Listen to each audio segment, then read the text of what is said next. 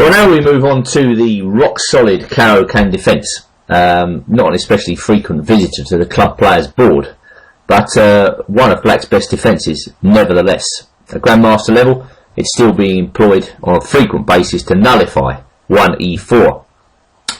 Well, there's no way to smash the Caro Kann. I'm going to recommend the two knights variation. Not supposed to be one of White's absolutely best tries, but it's a variation which has been reintroduced at the highest level in recent times. I'm recording this in November 2012, and White is scoring well with it. The main idea is to try to get the two bishops from Black and gradually work with those two bishops throughout the early middle game and middle game to develop some sort of an advantage. We're going to take a look at bishop g4 first, but it's because it's by far the most common move by Black in this position, and White plays h3. The first variation I want to consider is the main line, where Black takes on f3 and now plays e6. We'll take a look at knight f6 a bit later on. e6 and knight f6 are by far the two most common moves. And now the move of the moment, pawn up to d4. You may recall that Fischer was a great fan of this variation early on in his career. He didn't get especially good results with it, and there he used to prefer d3 and go into some sort of King's Indian attack position where he owned the two bishops. But d4, as I say, is the move of the moment, allowing Black to gain a tempo against the White queen by taking on e4 and now knight f6. White slips his queen back to d3, knight bd7, and now we reach the position we're looking for after bishop to d2. And the first game I want to show you is the game Felgeier versus Michalik. Both players in the 2500s. This game was played in the Istanbul Olympiad from the Argentina-Slovakia match in September 2012. Black doesn't really have any problems with development in this variation. That's not the idea at all. White just has two bishops, a nice easy middle game idea. He castles on the queen side, and when Black castles short, White hit out with g4. So White's got now the obvious plan of attacking on the king side, plus two bishops. The bishop on f1 is potentially a winning piece here. That's the piece Black cannot contest. Nevertheless, Black is very solid. As I say, you can't just batter the Caro Kann like that. You know, you've got to be patient as well. Black played knight to d5, just angling for an exchange of pieces, and that's exactly what he got here. Knight takes c3, bishop takes c3, and now knight to f6. So Black is making decent efforts to equalise here. But he hasn't quite managed it, in my view. White's still got two bishops. White's still got this prospect overall and an easy middle game plan of pushing those kingside pawns. And this bishop can come into the game a bit later on. So, seeing knight d5 coming up, White just dropped his bishop away and Black played queen to c7. Black's main trump here is, of course, the f4 square. Black can own that square. Well, White didn't think this was of any significance. He played g5. Black put his knight on d5. White played c4. And now Black, perhaps slightly surprisingly, dropped his knight back to e7. This looks rather passive. I mean, you may have preferred the move knight f4 in this position, but then I think White plays queen e4, maintaining his advantage. He's threatening c5. He's stopping Black from playing that move due to the attack on the knight at f4. And it's surprisingly hard to meet this move c5. I mean, if Black drops his knight back out of the way, then White just gets on with it with h4. And bishop comes to d3. You can see these moves by Black haven't really helped his cause. And perhaps if we drop back to the game, this gives you an indication of Black's problems here after knight e7. As White played queen e4 anyway, again menacing the move c5, setting up bishop d3. But suddenly out of nowhere, Black's got some problems. He tried knight g6, this ran into h4 as advertised, and Black dropped back on the ropes here with h5 and knight f8. But I mean, it's very doubtful whether just allowing White all those free moves is a very good idea. Black made his bid for freedom. White was happy to take and then line up his bishops. So out of nowhere almost, White has got a fantastic attacking position. Black blocked with e5. White sacked with g6. And this is really a sacrifice which more or less Black has to accept, because lines are opening up on the king side anyway. He took twice with the h-pawn and the knight. White went queen g4, and now black played queen b6, and white continued his policy of blasting open lines with f4. An excellent move. Black played bishop d4, trying to shut up shop. And now another excellent move here. Pawn up to c5. Very good indeed. Black played queen to c6. Well, black has serious problems. I mean, the idea of decoying the queen away from the defence of the knight on g6 is a very good one. And it's hard to see how black's going to meet this idea. He played queen c6, white went f5, black went knight f4. But now we're in forced win territory. White took on d4, black took on d3, queen h3 threatening mate, f6 to get out of the mate. Now queen takes d3, and when black captured on d4, we have the killer check here, queen to c4. The whole house comes raining down here after king f8, rook h8 check, king e7, rook e1 check, and carnage follows. So that's a good indication of, you know, the sort of attack white can gain here.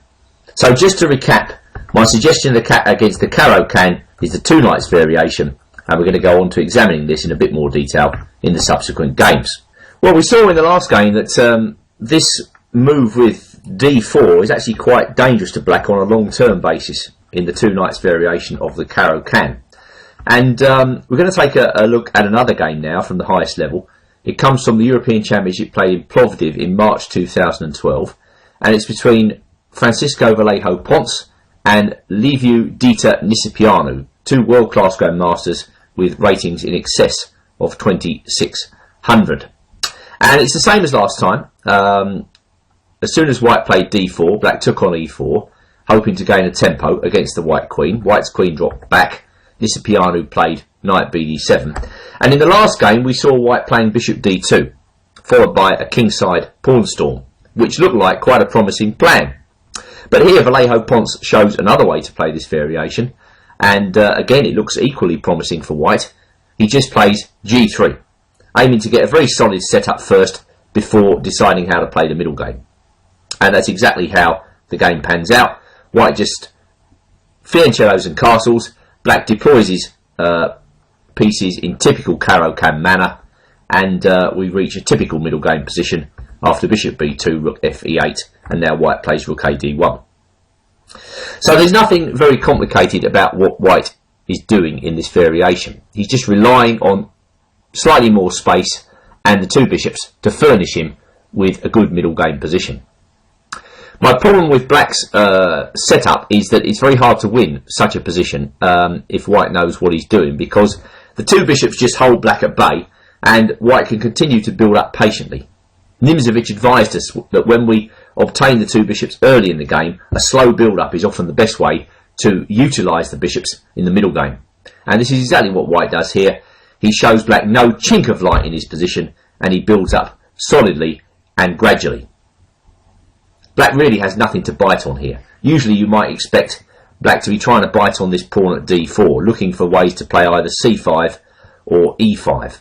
Well, if black can't do this, then actually he's going to feel pretty cramped in this position. So it's interesting to see how this game develops. Obviously over the next few moves it develops very quietly. Black plays bishop f8, seemingly leading up to e5. So white drops his queen away. And now I think if black plays e5, white is going to go d5. I think white's pieces are now ideally placed to allow him to do this. And the point really is that if black takes, then white's bishop on g2 is starting to become very strong. And white's edge, although small, is growing. I think this could be a very uncomfortable position for black. So Nisipianu is more patient, as befits his rather modest setup. He plays g6.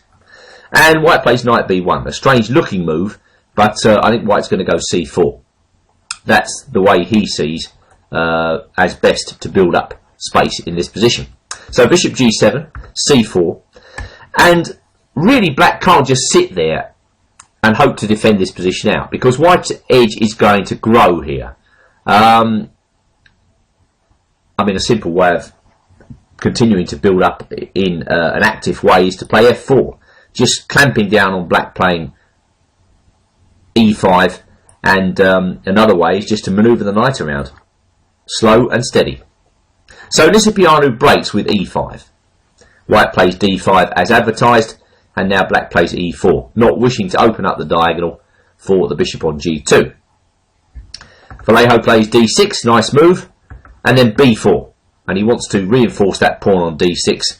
I mean, if he's allowed to play c5 free of charge and keep that pawn on c5, black's going to be throttled. So black makes energetic steps to stop this. He plays b6, and then he plays rook e6. Bishop c1. White uses tactics to maintain control. Obviously now if rook takes d6, white goes bishop f4, and that's very undesirable. So Nisipianu plays rook d e8, and white plays a very interesting move now, pawn up to c5, and that's a very sharp move, and puts the question to the entire black position. Nisipianu takes, and then his queen comes into b4, and I think the point of that is to stop the white queen from coming into c4. I don't think it's possible for black to actually stop white from regaining his pawn in this position, given that a move like queen b6 is answered by bishop e3, and then some sequence like this sees black losing material. Queen b4 though says to white, well, haven't you pushed this pawn a little bit too soon? Well, Vallejo has it all prepared. He plays queen to c2. Black pushes the pawn to e3. Of course, there was some counter idea here about the pawn on e3. And knight takes c5 again is looking very, very risky indeed. So e3 was played, bishop takes e3, and now Nisipianu sacrificed the exchange. He played rook takes e3, and then queen takes c5. White played rook d3, black took on e3, king h2, and now pawn up to h5. Well, obviously, with h4 coming up, white's got to be careful about how he handles this position. Vallejo angles for exchanges here, so that if black takes, white's going to take back with the queen. Instead, black pushes on with h4. White goes queen f2, another careful move. Takes, takes, and now queen to d4. Knight takes f6 check. Bishop takes f6, and now king h1, stepping aside from black's idea of bishop e5. Black played king g7, and white played queen g4, more or less forcing the exchange of queens. And now came c5, well, just to save the pawn really. Bishop d5 was answered by knight e5, and now white's got to find the best way of getting his rook into the game. He played rook c1, black played knight d3, rook b1, and now the knight came into f2. King g1, knight takes g4, and hey presto, the rook finally made it to b7. Knight e5 is the only move to defend f7, and now Vallejo took on a7. And this move really sounds the death knell for black's position, as it's going to be really difficult to stop this outside pass pawn. c4 was answered by rook c7, and bishop d8 by a nice move here, a4. A nice refinement, demonstrating the superiority of bishop over knight, and leaving black move bound more or less, as white's plan over the next few moves is simply to march that pawn all the way up the board. So just dropping back to the opening and reviewing this one more time, it looks as though after e6, d4 is a good move. Very straightforward. White's got two bishops. He's going to bring out all his pieces in apple pie order. So white usually takes on e4. White recaptures with the queen. Black hits the queen drops back. And now after knight b7, white seems to have a nice choice between bishop d2, with his kingside pawn advance in the offing, or just the more patient plan that Vallejo Ponce tried in this game, g3, bishop g2, and then castles. Make your choice. There have always been some surprising twists and turns contained within the two knights variation of the Caro Kann that even seasoned Caro Kann players might not know about. And we're about to see one of these refinements now. My next game comes from the Pardubice Open, big annual open tournament that takes place in the Czech Republic, and it was played in 2009 between international master Yanis Klovance and Jaroslav Bourez. As we have seen many times before, black took on f3, white recaptured with the queen, and now knight f6. The last few games saw white playing d4 after e6. Is it the same thing now after knight f6? d4 at first sight looks like a mistake because black seems to be able to win a pawn in relative comfort with d takes e4 followed by queen takes d4. This can turn into some sort of Black Mardima-like position after bishop d3, and Grandmaster Mamedov has actually won games with this continuation. But it's not the sequence I recommend for white here. Instead, we're going to see one of those refinements as white now plays queen to e3. I think Fischer managed to play this move once, and I think this is the best move here. White contents himself with a small advantage. He's always going to get that pawn back on e4, and when he takes back the pawn, he's going to have two bishops to try to work with in the middle game. In fact, I think the coming game is a model of what white should be trying to achieve in this position.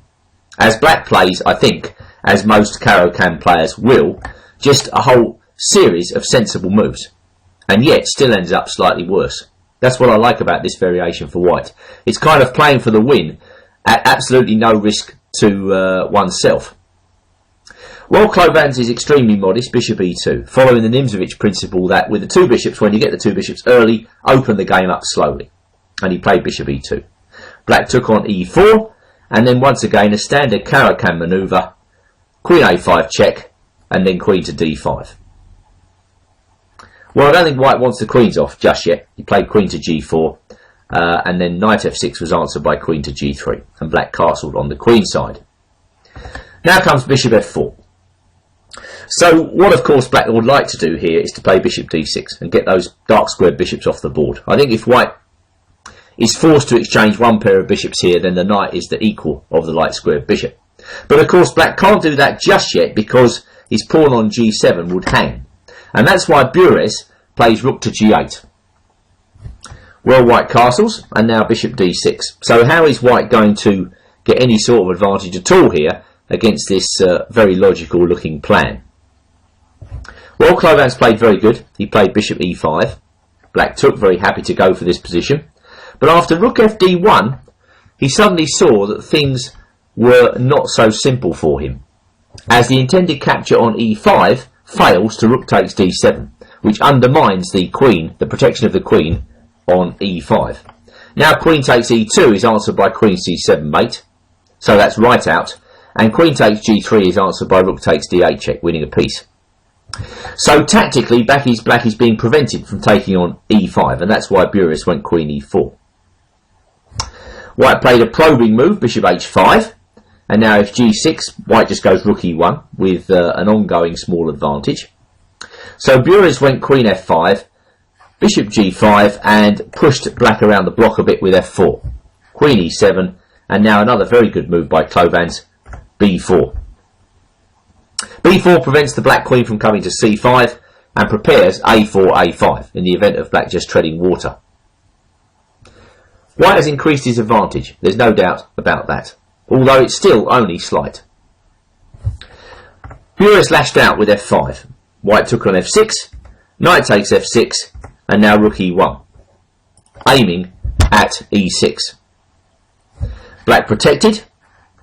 Well, clearly black can take on g4 here. Queen takes g4. Well, black can never win this position. It's obvious it's going to be extremely uncomfortable for him. White's just going to just pile up on this pawn, double up. You know, it's a horrible position for black with f5 on the horizon. Better to avoid it. And so Bourez played for complications after rook d6. White went c4 and now c5. White took on c5, rook c6. But the problem with this continuation is that black is setting himself up for an attack down the diagonal to b7. King h1, getting out of the way of tactics, was answered by h5. And then bishop f3 by rook takes c5. But white's advantage is really growing now after rook e5. Well, I'm not sure what black plays in this position. I mean, he tried b6, white went rook b1, black went queen f7, and now white crashed in with a winning continuation. Rook takes c5 check, f5 threatening to go down to b8, queen blocks, bishop b7 check, rook d1 check, and everything is dropping off. So black resigned. Now that was a nice game by white. Admittedly, all the way through he only had a very slight edge, but perhaps that's all you can expect after knight f6 d4. Nevertheless, I would argue the position reached after queen e3 is more difficult to play for black, because if white plays even remotely sensibly, black can hardly win in the positions that arise. It's only white who is pressing. Running this unusual variation one more time, we come to the game Levantic versus Sribar, played in Bizovac in 2006. We're playing d4, black's taking on e4, and now we play this move queen to e3, which I believe was first played by Paul Kearis a long time ago. Well, as you can see, white's just intending to regain the pawn and play with two bishops. So in this game, Sribar tries to keep his pawn by first of all pinning the knight. Well, white's got a nice easy move there, and moving across with queen f5. I think black understands that he can't keep the pawn forever. He's just making life as inconvenient for white as he can to recapture that pawn. But no matter, white can continue with development very easily, and Levantic castled on the queen side. White's got a nice easy plan to regain the pawn. I mean, he can first of all play his bishop out to c4, rook comes across to e1, that's one way. Another way is just to hit the black queen with g4 and then go bishop g2. If black plunges in with queen f3, there should be a good way to regain the pawn. And that's more or less what happens here. Black starts to regret his queen adventure as white goes in with the g4 plan and now plays rook g1. Queen takes e3, f takes e3, and you see there's no way that black can ever keep this pawn. I mean, if white wants to get it back, he can easily go just bishop g2 and take the pawn back. So white's going to end up with the two bishops come what may. It's just a question of whether black can minimise the disadvantage here. Well, Levantic tries to avoid exchanges of pieces. He pushes on with g5 rather than go bishop g2 and knight takes e4, because he reckons that any exchange will simplify black's defence. So he pushes on and then takes on e4 with the knight. So what we've got here is a middle game, really, a queenless middle game where white has a definite advantage. An advantage of the two bishops and a potential attack on the king side, a potential mobile centre coming up when white gets around to playing e4. And black doesn't really know what to do. He pushes with b5, kind of pseudo-active move there, but that gives away the c5 square. White goes c3, black knight d7, and now bishop comes to g2. Black castles. Well, of course, white could go h4 in this position. Instead, he decides to play b3. Strange looking move, but it keeps the black knight out of c4, and it prepares to play c4 by white himself. So black stops c4. This allows the white knight to hop into c5, and now after e5, white went e4. So everything's proceeded thematically here, and white is still a fair bit better. Black should probably settle for a move like knight c7 here, and just accept a disadvantage after bishop e3, and then h4. You know, white is obviously better. Centre, two bishops, prospects all over the board. But black's not without counterplay. Going back to the game, in the end, Sribar decided on a piece sacrifice, probably out of dissatisfaction with his position more than anything else. That's the sort of thing people do when they're not happy about their game. But it doesn't work. White just snaps off the knight, and then he plays his bishop to e3.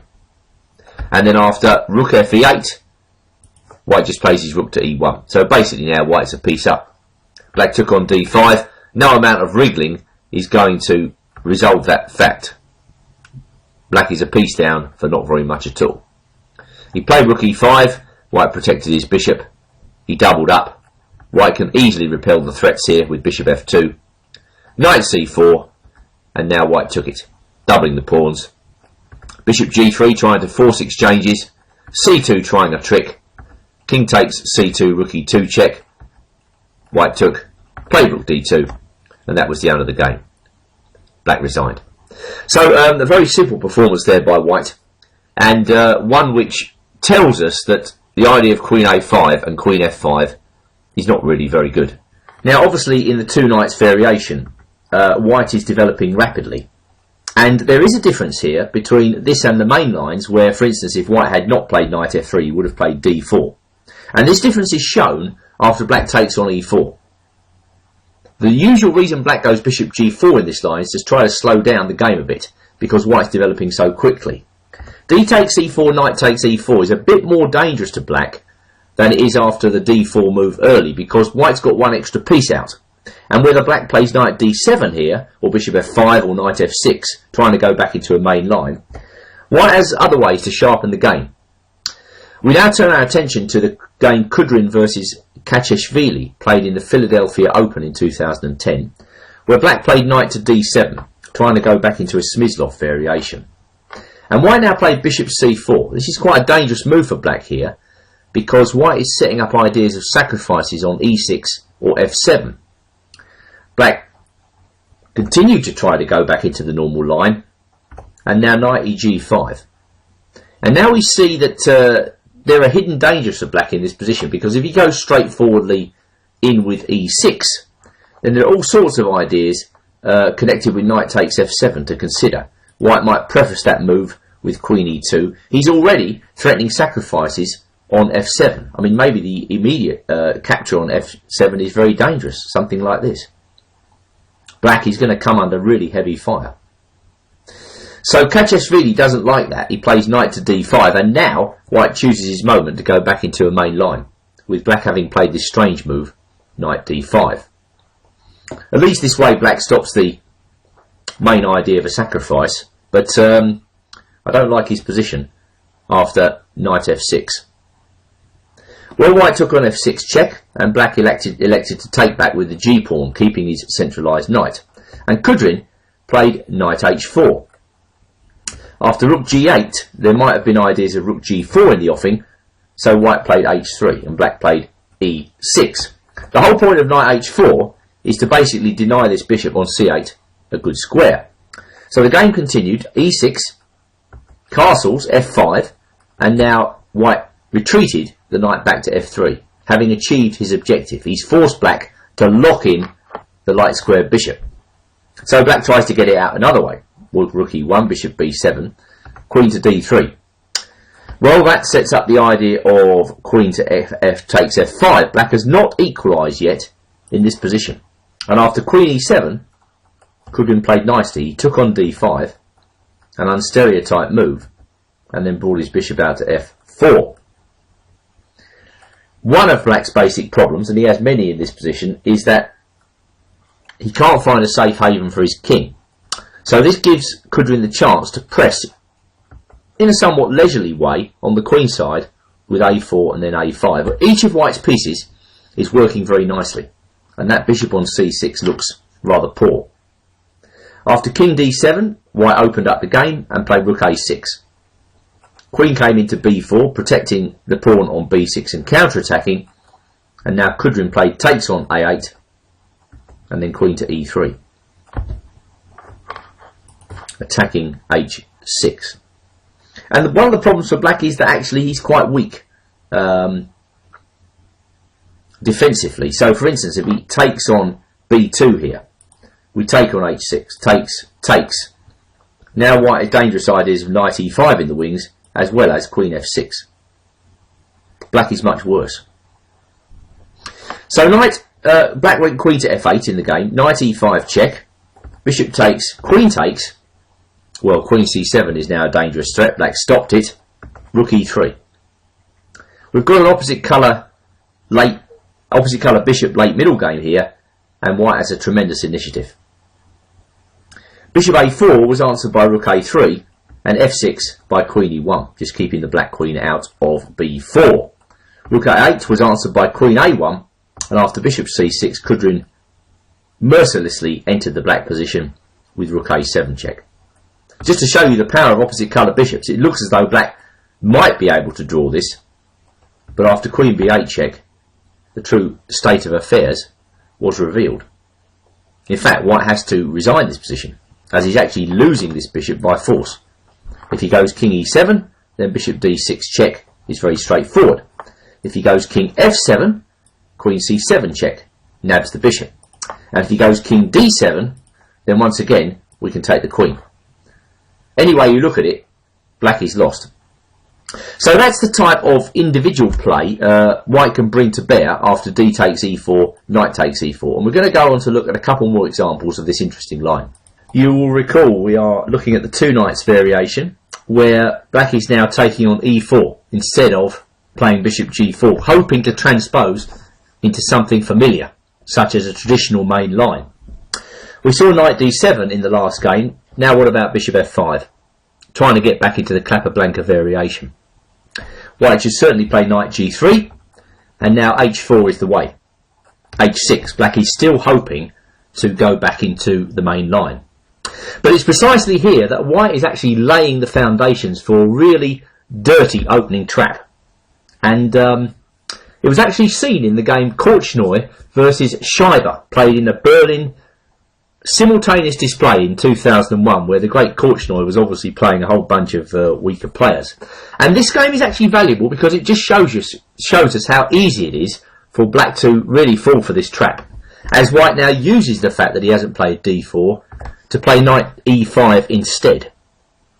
This is quite an embarrassing move for black to meet, as after bishop h7, Korchnoi moved in with queen h5. This is by far the best move here, and immediately threatens disaster on f7. Scheiber played g6, but now Korchnoi drops his queen back to f3. And suddenly black saw to his dismay that he could not play knight f6 here because of queen b3.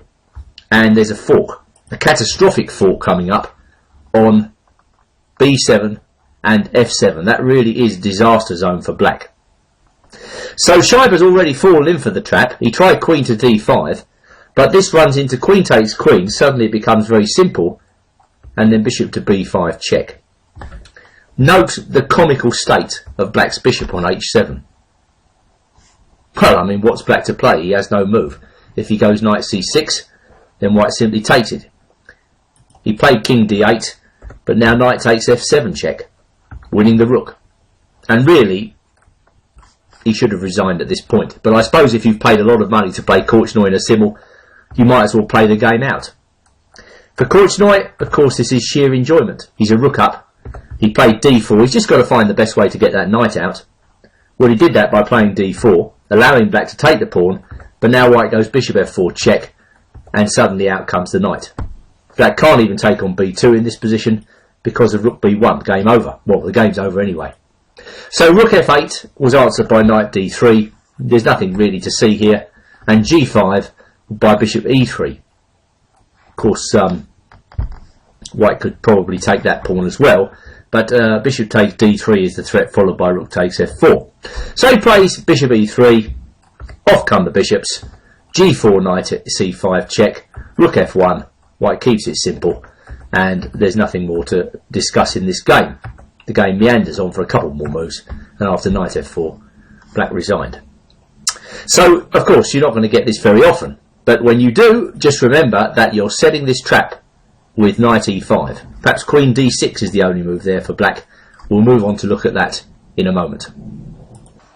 Well, we saw in the last game what disaster can befall black in this line. You wouldn't believe that after a move like bishop f5, there are opening traps lurking immediately round the corner, but there are. Now we move to see what happens if black plays a better move after knight e5. Well, the only move really that makes sense. Queen to d6. We've seen bishop h7 come a cropper in that Korchnoi game. Now we move to the game Gabor Papp, Grandmaster, playing white, and Christopher Schwarhofer, 2257, playing black. And this game was played in the Austrian Team Championship in 2012. And it just goes to show you that even very strong master level players can fall for this kind of well concealed opening trap that white is setting. As well, I suppose white could take on g6 even now. Papp decides to play d4, knight comes to d7, and now white takes on g6, bishop to d3. Well, you know, if you want to get this variation more or less by force, I mean, I think you take on g6 now, just going back a couple of moves, and then go d4. You're going to get virtually the same position. Bishop coming to d3. Just a very nice game for white with the two bishops. And that's exactly what Pap gets in this game. Let's just run it one more time. h4, h6, knight e5, queen d6. Protecting against knight takes g6. d4, knight d7, takes, bishop d3, very nice. Queen f6, bishop e3, e6, and now queen e2. So what white's got here is basically a much better version of the bishop f5 line that he could ever hope to achieve if he played d4 instead of bringing the knight out in the opening. And he's got two bishops and a very nice position. Black's queen's on the wrong square. Black is really struggling here. Now Schwarhofer played queen to d8. He kind of liked his position. I like it even less after that. But after castles on the queen side, well, white can either go castles. That's what we get. We get a very similar position to this in our featured game. Or he could even go for the attack straight away with a4. There's nothing wrong with that. In either case, white has a dominating game. Well, Schwarhofer went queen d8. White castle, black played knight f6, white went f4, threatening to crack black open with f5, whilst his king is still in the centre. Queen a5, black gets some counterplay, at least he can castle now. He's hitting a2. Just king b1. When you're better, you don't need to go berserk. Black castled, and now white plays c4, again with this much better position than you normally get in the main line. Well, black played c5, white went knight e4, and black now played c takes d4. Must admit, when I first saw this, I thought it was obligatory for black to do something like this, to take and go knight f6. But then white just drops the bishop back to f3. And this bishop on f3 is horrendously strong. You know, it eyes the entire black queen side. It covers a very important diagonal. Black cannot equalise. You know, we can get a sequence something like this where both players train their rooks on the d file, but then g4. And white's got the initiative all over the board.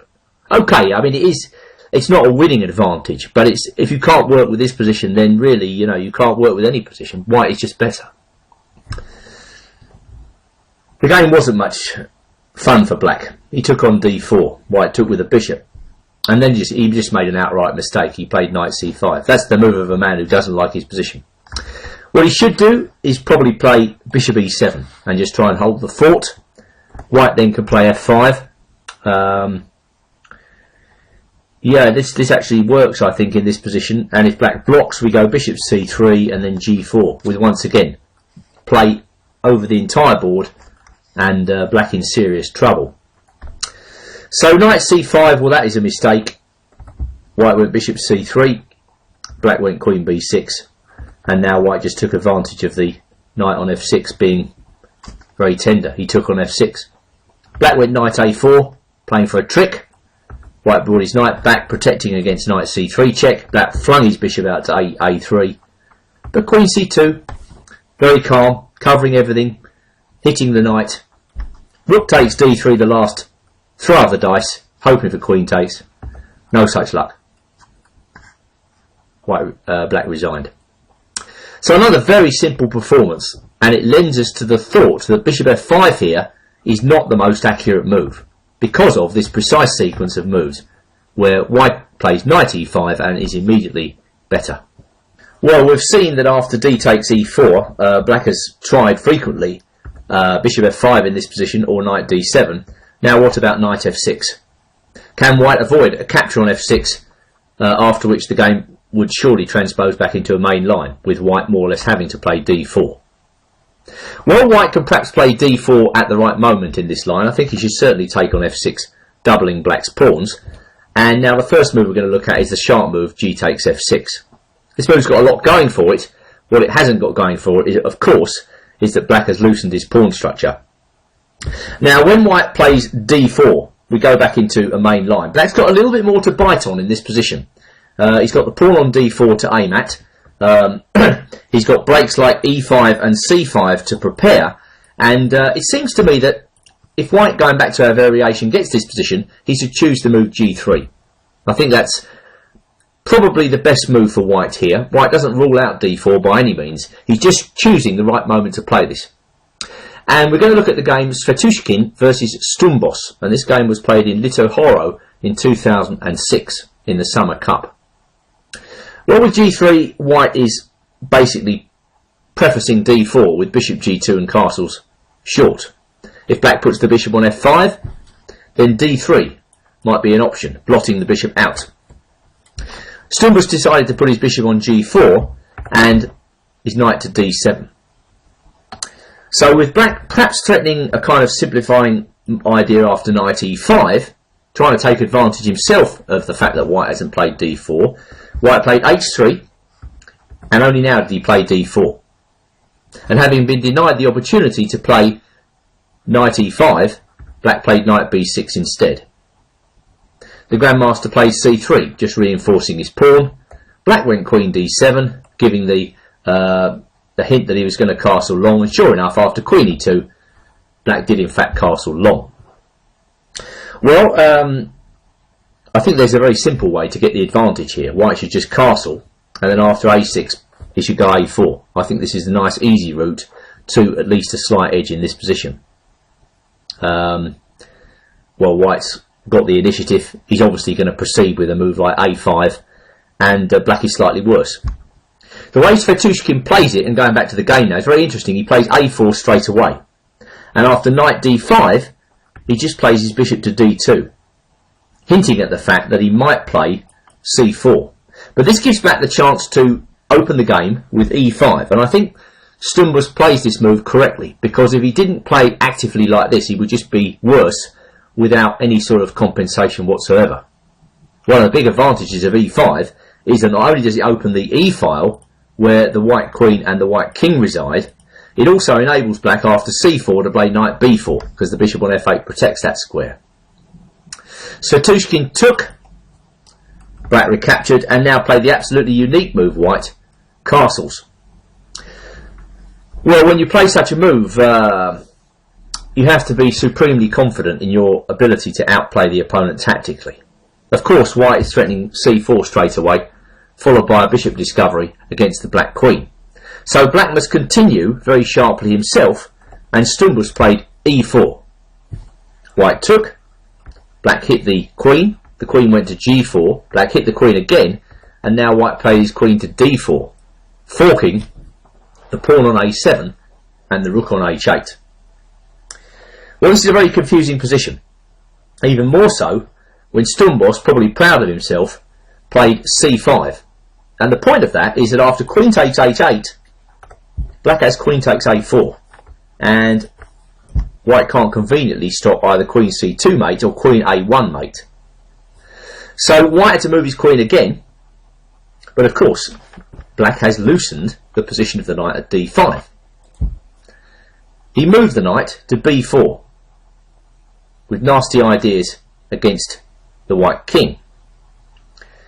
White was on the ball. He played bishop g5. Black put his knight in on d3 check. White took. Black recaptured with the bishop, and now queen to b3. Well, black is the exchange up in this position, but white has all sorts of vicious threats. Knight e5 is a possibility. Rook d1 is a possibility. Obviously bishop takes d8 is a possibility as well. Black has problems. He played f6. White went bishop e3. Black went bishop f5. And now white went knight h4. After bishop e6, white retreated his queen. And after bishop e7, white played bishop e4. King b8 was answered by knight f5. And bishop d5 by rook e1. And Stumbos took on e4. Black played rook he8, and white took the bishop off. Well, again, this is a very unfortunate development from black's perspective, because if black recaptures now, bishop f4 check wins by discovered attack, and the same after queen takes. Perhaps black was hoping to bail himself out with queen takes h3, but white now made use of his a pawn. Queen h5, a6, very nasty. Rook Rook d7, bishop f4 check, king a8, a takes b7 check, rook d1, threatening rook d7, queen f7, knight comes to c6, that's a very nice move, rook takes b2, well after rook takes e4, of course, we have rook d8 check, and after rook b8, rook takes b8 mate. So rook takes b2 is desperate, knight a5 discovered check, and black resigned. So in the end, white was quite correct. He did win the battle of the tactics. I wasn't at all sure about a lot of the tactical ideas in that game, but just returning to the position after queen e2 castles, white could have obviously settled for castles and then a4, which seems to me a much more straightforward way to play the position, and one which gives white an undoubted advantage. Well, we continue our investigation of the two knights variation now by looking at the game Marinkovic versus Milosevic, and this game was played in the Serbian Championship in 2011. Black takes on e4, white recaptures, black plays knight f6, knight takes f6 check, and again g takes f6. We'll be looking at e takes f6 next.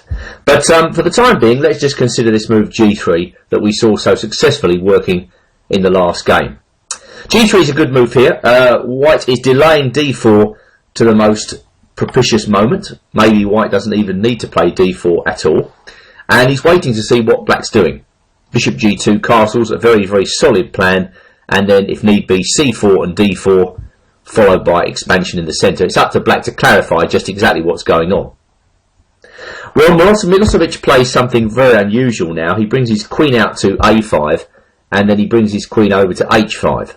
He's trying to exploit white's game plan virtually immediately, and probably black's idea now is to play bishop h3 in one go. So Marinkovic plays a very good move. He plays h3, not only stopping bishop h3, but introducing the idea that he might play g4 as and when necessary. And black continues with the obscure manoeuvres by playing knight a6, white goes b3, knight c7, and now bishop b2. So white has clearly decided on a pretty unorthodox approach himself to the problems that this opening is setting. But I think white's position is superior at this point. Black's wasted 2 moves to get his queen to h5. It's not clear what the queen's doing there. 2 moves to get his knight to c7. It's even less clear to me what the knight's doing there. And meanwhile, white has a very nice coherent position. Perhaps his plan here is queen e2, followed by pushing up the pawns in the centre, and he can choose where he wants to castle. I think he should be satisfied with his position from the opening. So Milosevic plays rook g8. Strange looking move. And now white continues with this individual approach by playing knight d4.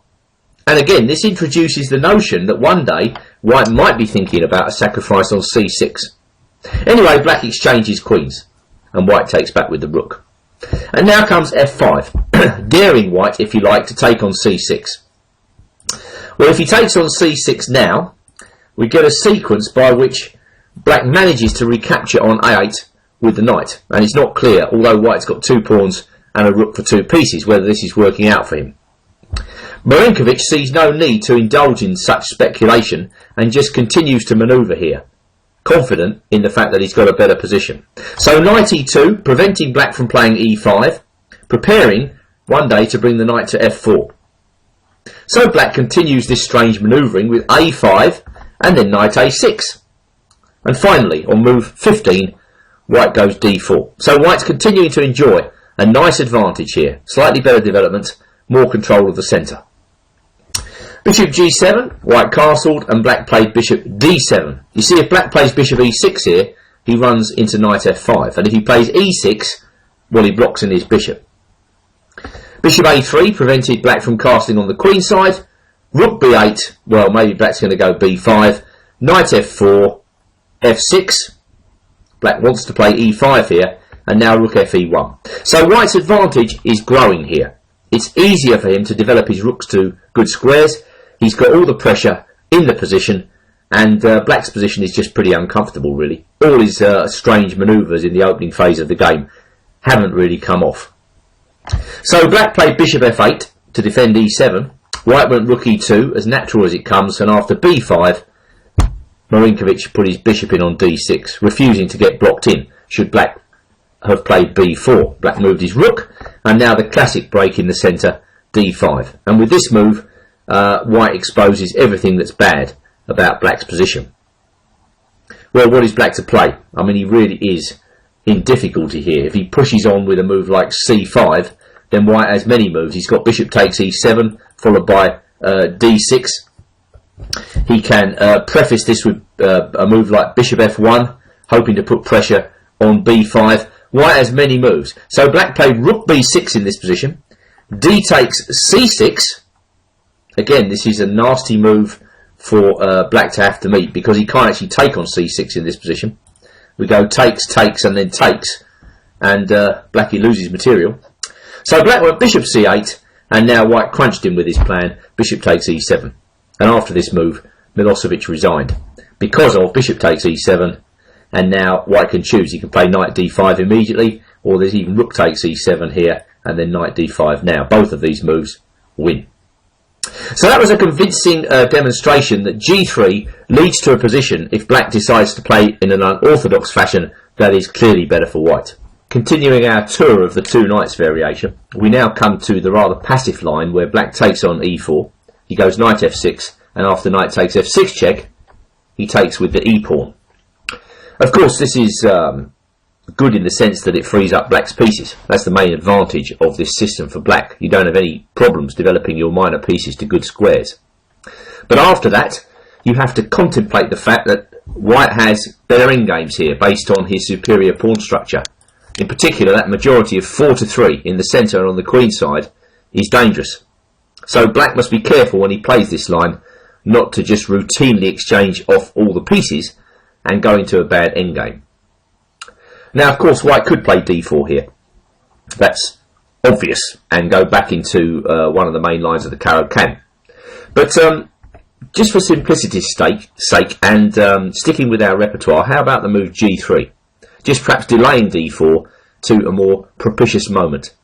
And this game was played in, this variation was played in the game Shankland versus Barbosa, New York 2009. It's a classic example of what can happen to black in this line if he just plays rather passively for a draw. I should mention that the black player is an international master graded 2-4-2-5. Well, black's already got a slight problem with this bishop on f8.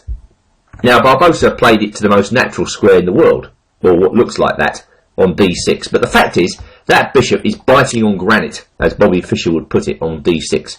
The pawn on g3 blocks the way of the bishop. Bishop g2, and now black played queen e7 check, which is a move I don't really like. I mean, clearly black should castle in this position. White will do the same, and then we'll get some sort of typical sequence in this line where black plays knight d7, and it really doesn't benefit white any longer to delay the move d4, and then something like d4, c4. White has a slight edge in this position, just gradually mobilising the queenside pawns. Just going back to bishop d6, bishop g2, one way where which white could spice things up is if maybe black plays the bishop to f5 in this position. Then white doesn't perhaps need to move his d pawn just yet. He could perhaps play b3 here and maybe block the bishop with d3. You can think about playing in this way.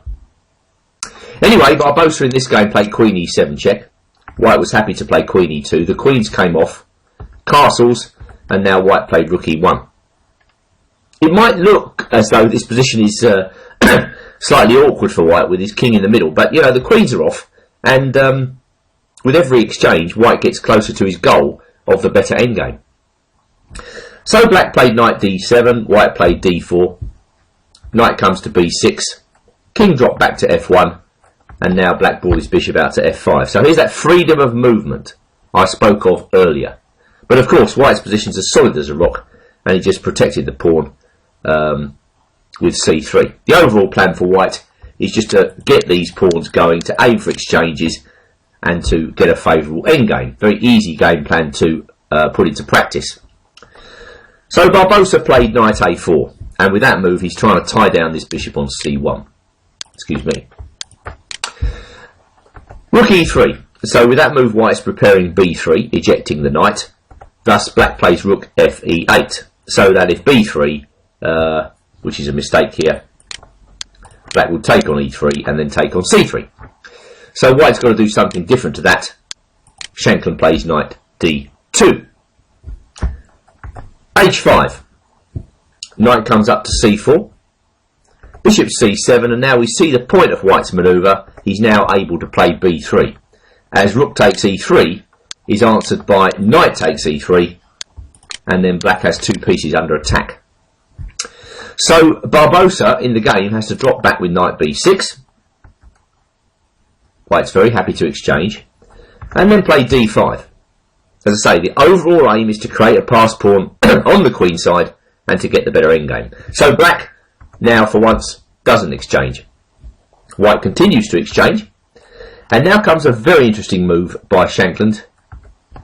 Bishop f4. That's a move which a lot of average players would struggle to play in their own games, because after takes, white has lamed his structure on the queen side. But let's take a closer look at this position. White now has an incredibly strong pass pawn on d5. He can put his rook in behind that pass pawn if he wants to, but most likely he's going to push the pawn up to c4 to keep that pawn protected, and then leave open the queen side at some point with a4, a5, getting his rook into the game. So black is still much worse. He brings his king to the centre. Rook comes to d1, and now Barbosa makes another misjudgment here, although it's not clear what he should play because white is much better. He plays bishop to e4, going for a rook endgame. But now comes another splendid move which I'm sure Barbosa overlooked. Rook e1. Logical all the way through this game. Rook e1. And the point is that after rook takes f4, d6. And the pawn is coming through. As rook f3 would be answered by rook d1 or rook e7. And meanwhile that pawn is incredibly strong. So, rook comes back to e7 in the game. Shanklin takes. Pawn up to c4. b5 trying to break the shackles. C takes b5. A new problem appears for black. Now white has an outside pass pawn coming rather than a protected pass pawn. King d6 a4. b6, of course, we note that despite the fact that black has 4 pawns to 3 on the king side, he can't make a pass pawn there. King e2 was answered by king takes d5, and white brought his king up, whereupon f5 was played. Black's trying to get counterplay with f6 and then g5. King c3, f6, and now comes b4. This is the move which creates the pass pawn on the queen side. King d6, a5, everything's happening by force. Takes. King c7, king a6, this is all forced. Now white's threatening king a7 followed by b6, so black's got to play king b8, whereupon h4 stymies the black pawn chain and creates a position of zugzwang. Black resigned. So this to me was a very logical game, an excellent example of what white is aiming for in this type of pawn structure. Shanklin provided a model game there, but of course black was quite compliant, exchanging off all those pieces in the opening. But it was very hard to see at this stage, with the queens coming off, that black would fall victim to this very bad endgame a lot later on. But it does give you the right game plan against this system. Well, now we move on to Alekhine's defence. I think what we want against this is a weapon which is fairly easy to learn, which is tricky, which contains many pitfalls for black to negotiate, which is a little bit off the beaten track. And I think I have found the very idea in Romanishin's move for bishop e2. This will come as a complete surprise to most Alekhine players, and it's dangerous. To show you how dangerous, we're going to kick off with a game by the master himself, Oleg Romanishin, one of the most dangerous and creative grandmasters in the last 50 years. And here he is playing white against Mikhail Konopka in Yerevan 1986. Black decided that bishop e2 wasn't going to be dangerous against g6 setups, so he played g6 now. And Romanishin played f4, and that's one of the main points in delaying the move knight f3. We just drop back to d6. Obviously white can play knight f3 here. That is the modern variation, and around that time g6 was very popular thanks to the efforts of American Grandmaster Lev Albert. Today it's less popular, but nevertheless some Alekhine players may try it against bishop e2, and now we play f4.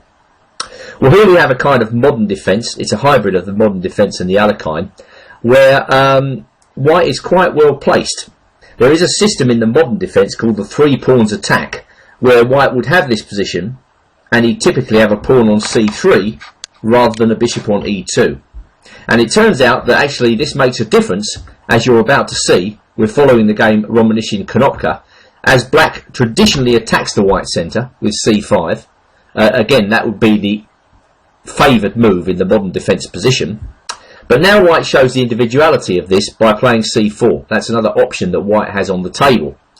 And with d5 coming up, wherever black puts the knight, white has the advantage. Now Konopka played knight b4. White pushed by, black played bishop f5, and white just brought his knight out to c3.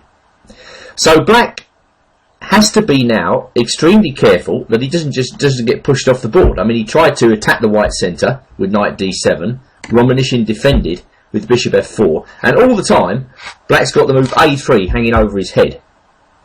Well, in fact, Romanishin played it on the next move. Of course, white doesn't have to do this, but you see, black is stuck for moves. White has a fairly easy plan here in just queen d2, rook f2, rook a f1, continue with the attack. There are other plans here available for white, but that, I think, is the most straightforward. So with these ideas hanging over black's head, it's difficult for black to dent white's control over the centre. So he tried bishop g4, Romanishin went a3, sending the knight to the edge of the board, and now knight g5. A nice tactical move, so that if bishop takes e2, white recaptures with the queen. Everything's in order in the centre, and white's certainly thinking about playing e6. The knight on a6 is completely out of play at the moment. So Konopka resorted to some dubious tactics now. He played h6. Romanishin took on g4, black took on g5, bishop takes g5, knight takes e5, but the nature of the position has changed now as white retreated his bishop to e2. So what we've got now is a position where black is under some fire. He's given white the 2 bishops. White's got the open f-file. He's also got the very strong attacking possibility of transferring the queen out to h4. And there's also queen to d2 and bishop h6 in the wings. So black has lots to think about. Konopka tried to get his knight back into the game, and white went on with this plan of bringing the queen to h4. Obviously e7 is on pre, so black has to cover it. White just dropped his bishop back. Just very natural moves here, putting the pressure on, forcing another small concession by black, and now queen to g3. So yes, black has defended the first wave of the attack, but he's still got lots of weaknesses on the king side. Knight d6 was answered by bishop f4, and then black dropped back with knight df7, whereupon Romanishin played rook ae1. So white is keeping a very big advantage here, and now it's just a question of how he carries on the attack. Well, king h7. I think that's a desperate looking move, but probably white was intending bishop d1 and then bishop c2. The bishop's dropping away from the protection of c4, yes, but white would crunch him with his queen on g6. So I think king h7 is a token attempt to protect g6. Well, Romanishin went bishop d1 anyway, saying, well, if you want to take my pawn, please do. If he takes on c4, bishop c2, this is very, very dangerous, and there are certainly some sacrifices in the air here, something like that, rook takes e5. Very difficult for black, this position. He played bishop h6. Bishop takes e5, knight takes e5, and now bishop c2, setting up that threat of rook takes e5. So queen e8 to cover g6. Knight comes into b5, rook c8 defending the threat, d6 again creating threats, and black played rook g8. Queen h3 kept the bishop pinned up, rook d8, and now knight comes into c7. Queen d7. Well, I don't know whether Konopka was in time trouble now, but probably Romanishев flicked out this next move, d takes e7, quite quickly. And after that, black committed the fatal error by taking on c7. That move really confirms to me that he was in some time trouble. After queen takes c7, obviously, white can take on d8, so black resigned this position. Just dropping back, well, this position is terrible, of course. If he takes on e7 with the queen, then white has many good moves, perhaps the simplest of which is knight d5, forking the queen and the pawn on f6. So that is how dangerous this line can be, and we're going to go on to investigating it in the subsequent games. The move for bishop e2 has tended to appeal to a certain type of player over time. Grandmasters who are creative, who like unusual play, who like to play for the initiative right from the word go and to set difficult problems for the opponent, these are the guys who have tended to gravitate towards this move. And we're going to see a game now from Viktor Kuprejcik, who, of course, in the 1980s developed a very fearsome reputation as a tremendous attacking player. I had the privilege of playing Kuprejcik in the Hastings Premier back in the 1980s, and could feel his talent coming across the board. I was fortunate to get a draw with the black pieces against him, but even in that tournament I could see he was willing to embrace unusual ideas. Anyway, we see him in action now against Semyon Palatnik, and this tournament was played in Kislovodsk back in 1982. And Palatnik played the move which is recommended theoretically against bishop e2, black takes on e5.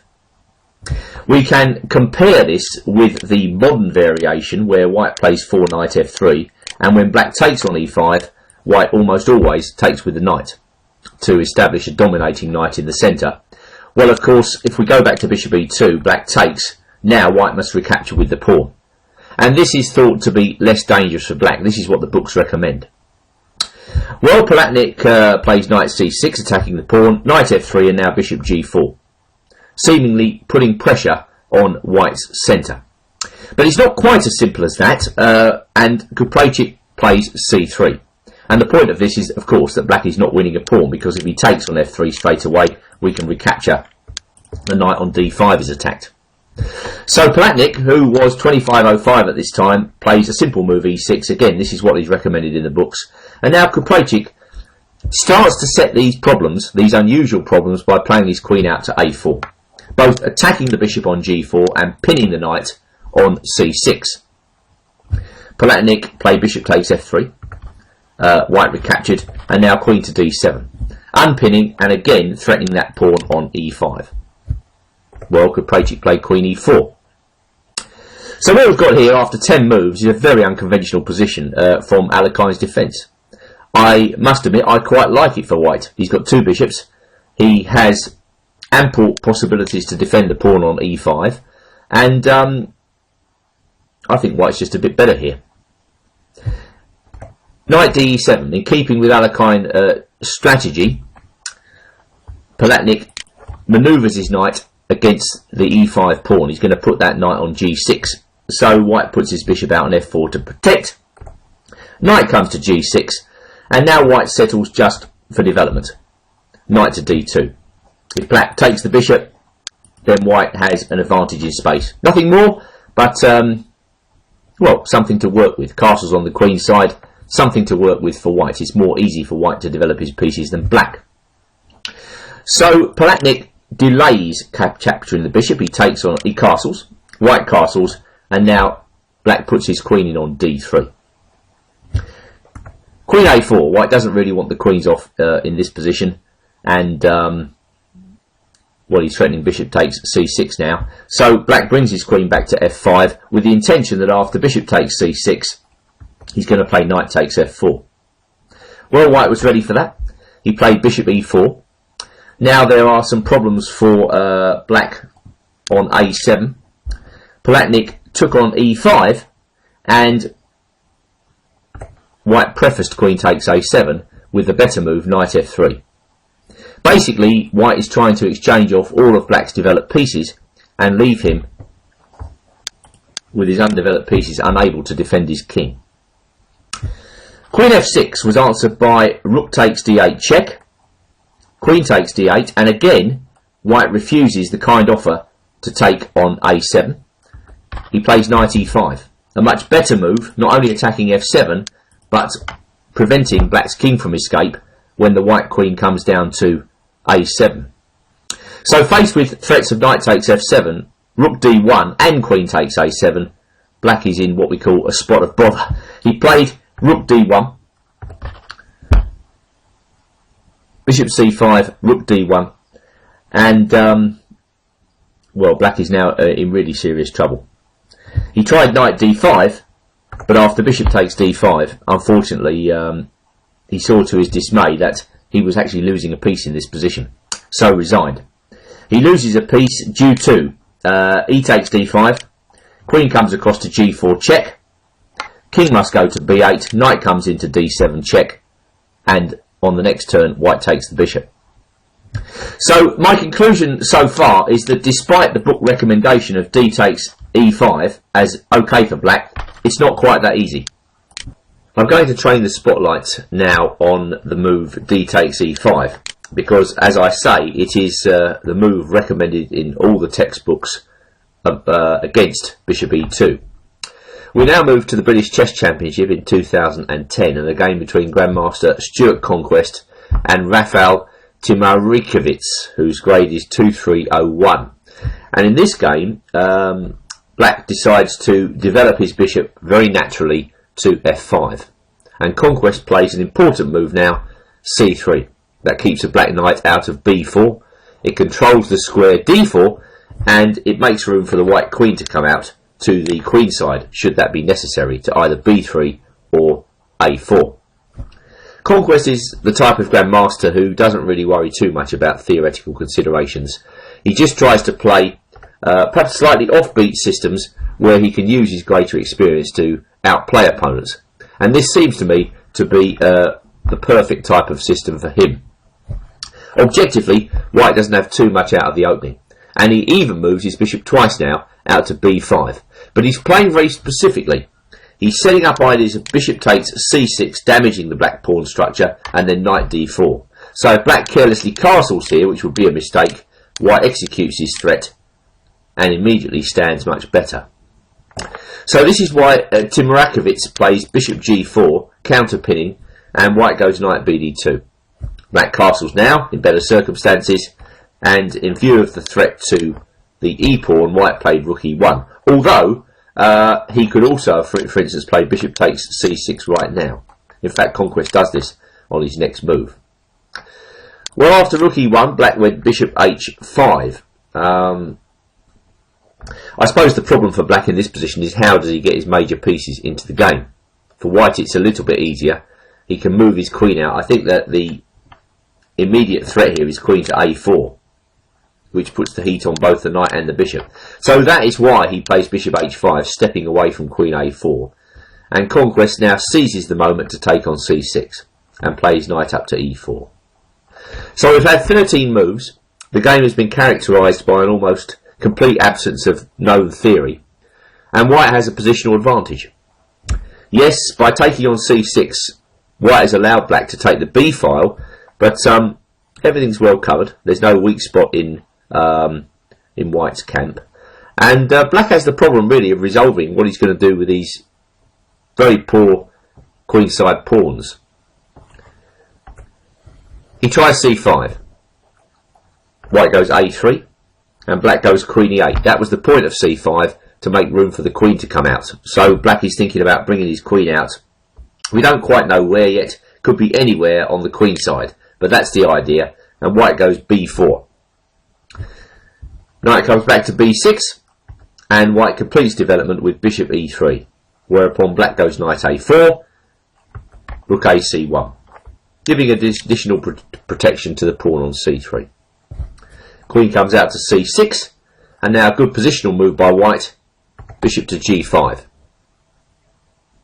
This more or less forces the exchange of dark squared bishops, and after that, white has some attacking chances against the king side. He's still holding this positional advantage. Black can't really dissolve the tension on the queen side here, because he's still got two pawns on c7 and a7 to take care of. So Timorakovic plays rook fd8, and now a really excellent move by Conquest, knight to d4. This is the type of move a grandmaster seizes upon when it becomes possible. A sudden attack on the queen at c6. Black has obligingly set up his rooks to be forked, so the next move is forced. Black has to take on d4, and now white takes on h5 with a very strong fork. Black takes on c3. He must have recognised now that he was in trouble. Queen takes h7 check, king f8, and now with the immediate threat of knight e2, white's got to cover that. Conquest brings his queen back to h5, threatening mate. Queen comes back to e8, protecting. Queen goes down to h8 check, and white nabs the pawn on g7. Why not? Knight d5 covers f6 for the time being. White plays rook ed1, and basically black is losing here. I mean, he's now a pawn down, his king is in the middle, and white's rooks look much more impressive. Black went queen g8. White didn't really want the queens off at this point, not yet. Queen f6 check, king e8, and now the careful move rook d2. Black went knight d5 again. Conquest put his queen back on h6, and now black went a5, giving white just enough time to take on d4. Black captured on b4. He's doing his best to resolve the queenside problems. There was a flurry of exchanges, and now white brought his knight back to e4. So Conquest is carefully negotiating the tactics, and now he's setting up threats of knight f6 check. Knight d5 covering, rook takes c7, a decoy. If knight takes c7, knight f6 check, queen f8, and black either lost on time here or resigned this position. And with some justification, given that knight d6 check is an immediate killer. So despite the fact that these theory books are giving d takes e5, I still quite like white's position. I think the linchpin of white's game is this move c3, particularly when black puts his bishop on f5, and we've seen bishop g4 too. Both of these seem to lead to an unclear middle game where white has ample chances. To conclude this section on bishop e2, let's go back to the Capablanca Memorial Tournament in 1987 and a game between Bogomil Andanov and Robert Kuczynski.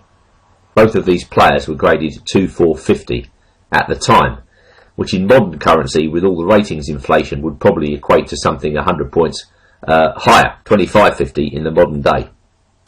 Well, after bishop e2, black tried g6. We've seen that d takes e5 is not quite as good as it's made out to be. And white reinforced his e-pawn with f4. That's an advantage that bishop e2 early, leaving the knight on g1 at home, confers upon us. Bishop g7 was played, knight f3, castles, castles, and now black has to decide how he's going to shape white's centre up.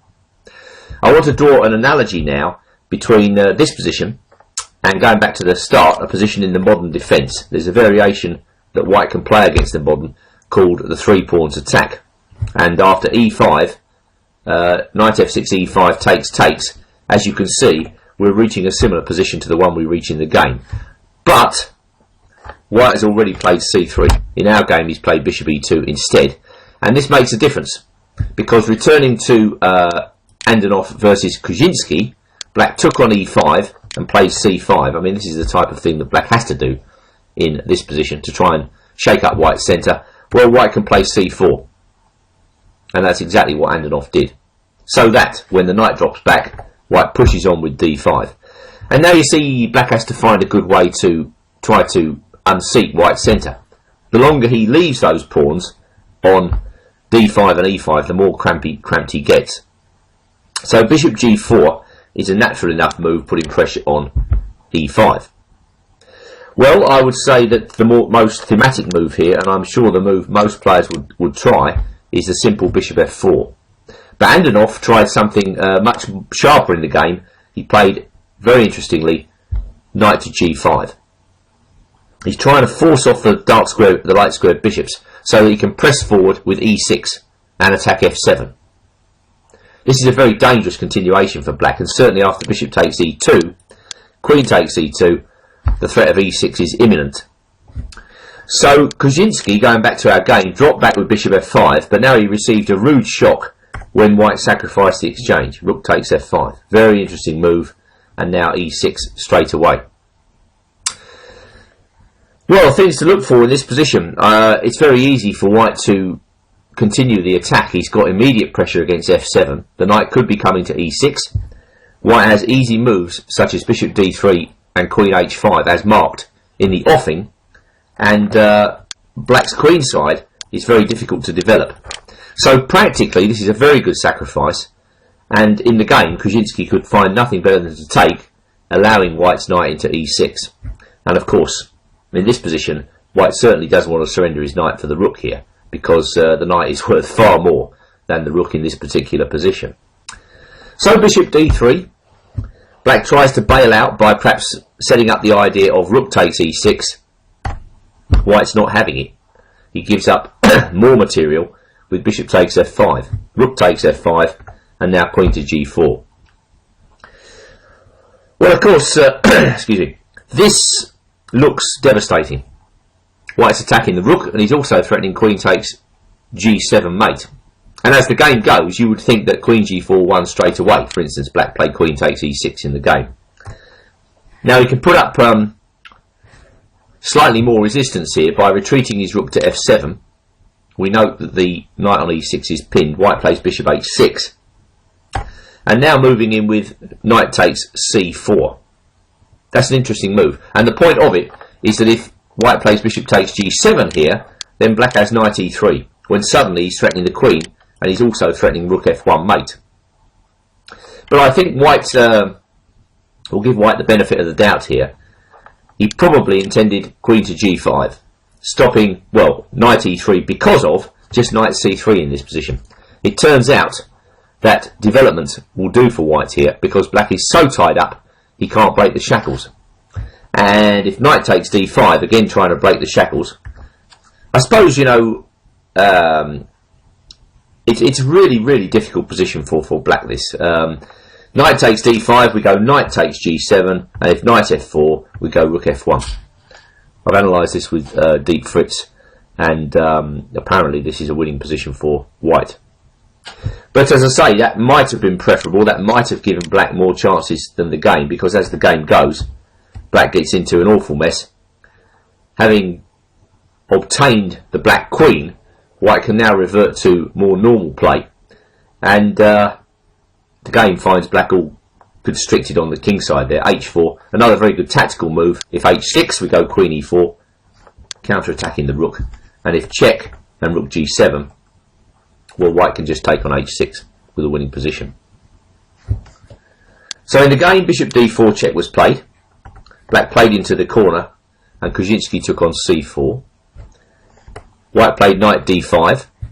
Black played knight e3, and now queen e4. Knight takes d5, queen takes d5, rook d8, queen e4, rook f8, and now bishop e3. Bishop takes e3, queen takes e3. Knight d4, pawn up to h5, rook g4, and now white played queen h3, and black played his rook into f4.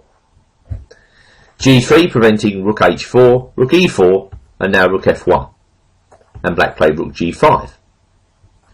White played rook f4, rook takes e6, and now rook g4, forcing off the rooks. After king f7, there came queen f4 check, rook f6, queen e4, forking two black pawns. Black played h6, queen takes b7, rook f5, g4, rook f2, king g1, rook c2, king f1, a5, queen e4, and in this position black either lost on time or resigned. I personally wouldn't resign in this position, but as you can see, white's queen is very powerful, and she threatens to come into h7. Well, the last 20 moves or so of that game were not strictly relevant to our opening theme. But let me summarise bishop e2 by saying two things. Number one, always look out for the opportunity to push the f-pawn forward. c4 is also an interesting option in white's arsenal. But with bishop e2, white is trying to limit the action of the bishop on c8 for the time being. If that bishop comes out to f5, the bishop could be harried with pawn advances on the king side. To summarise, Romanishin's bishop e2 is a very interesting way to face the Alekhine, and just by studying the games we've looked at, you're going to have a big advantage over your opponent. This will be the last game with bishop e2 because I actually don't think it merits an enormously long theoretical coverage. It's an unusual way to meet the Alekhine. It sets new problems. If you've studied games with it, and in particular perhaps the games of people like Kuprejcik, then you're going to be at a huge advantage to your opponents who perhaps have never studied it at all. My last game comes from the Zalakaros Open in 1988. This is an old game because games in this line don't really date. It's between Jorg Pape, whose grade's 2370, and Josef Novotny, whose grade is 2205, who just plays a perfectly normal bog standard Alekhine move and gets into a terrible mess as a result. Well, having seen bishop f5, white now decides to transpose back into the modern variation, where bishop f5 isn't thought to be the best square for the bishop. Normally, if black wants to set up with the pawns on d6 and e6, you'll have the bishop on g4 in this position, which will of course put much more pressure on the pawn at e5.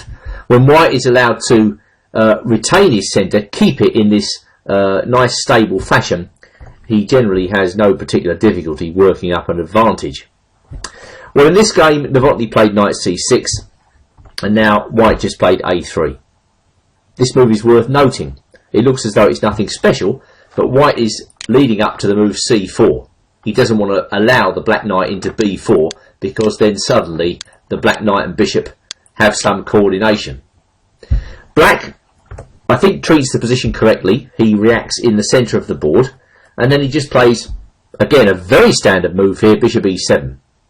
But now he runs into an excellent move, bishop b5, moving this bishop for the second time and taking into account the individual characteristics of this position.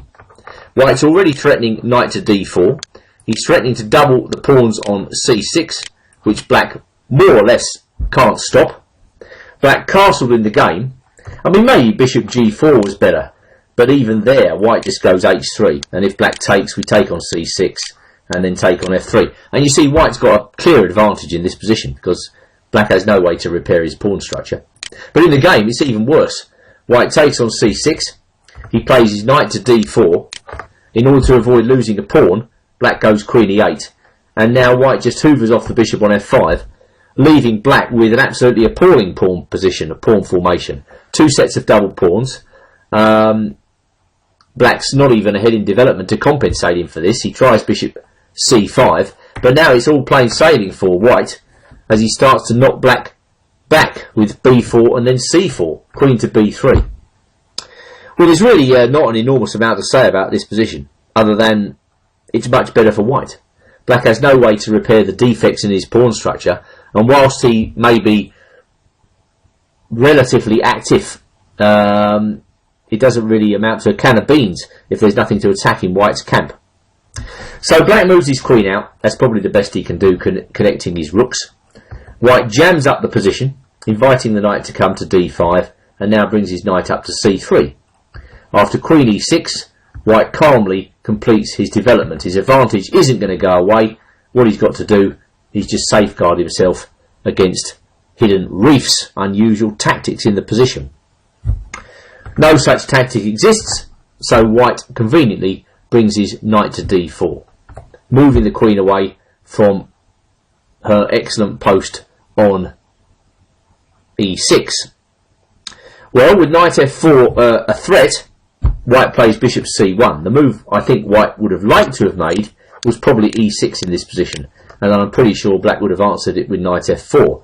And if white takes on f7, black parks his king in the corner. There's no need to allow the opponent counterplay like this in this position, although again this position still might be good for white.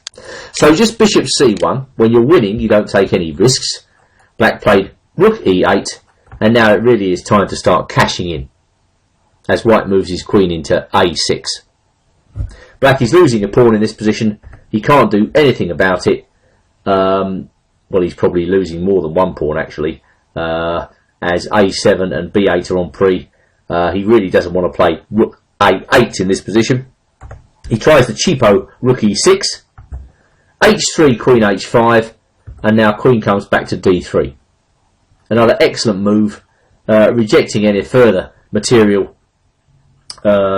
gains here, just being satisfied with, again, slowing down black's counterplay, exchanging pieces, and just going for a better endgame. I mean, in this position, basically white's not only got a better pawn structure, he's actually a pawn up.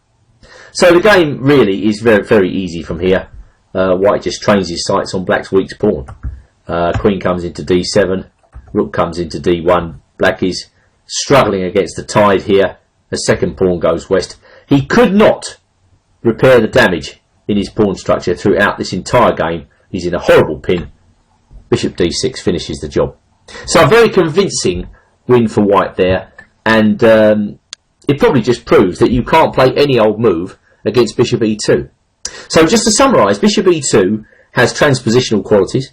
It's got individual qualities because white is keeping his f-pawn free. That can be very useful where black plays g6.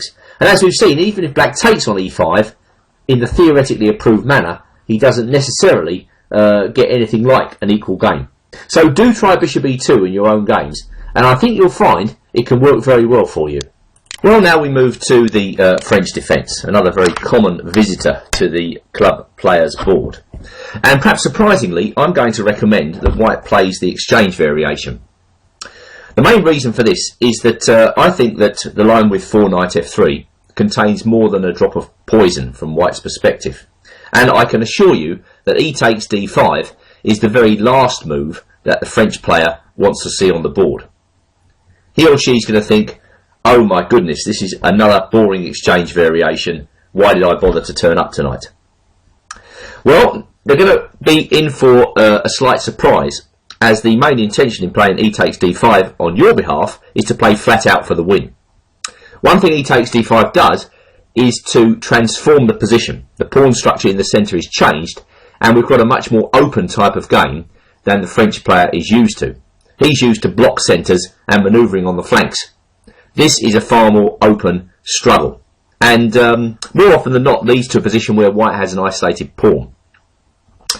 Now, to start off with, let's try to highlight the dangers that black faces in this line by looking at the first game, Tregubov, Grandmaster, versus Svetlana Matveeva, and this game was played in the Russian Cup in Tomsk back in 1998.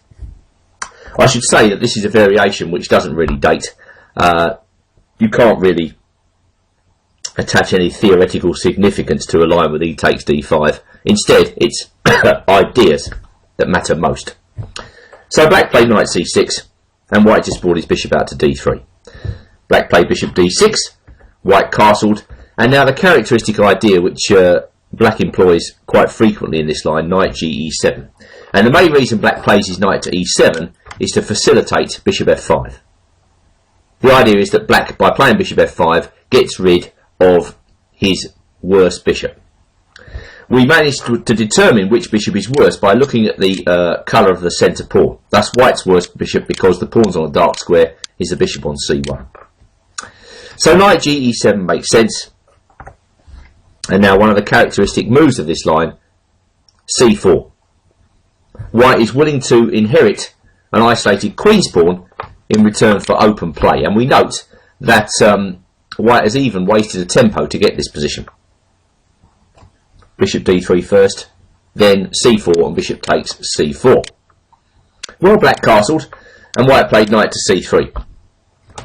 Another move here is pawn up to h3, preventing bishop g4. But as we'll see from our featured game, bishop g4 is not that dangerous.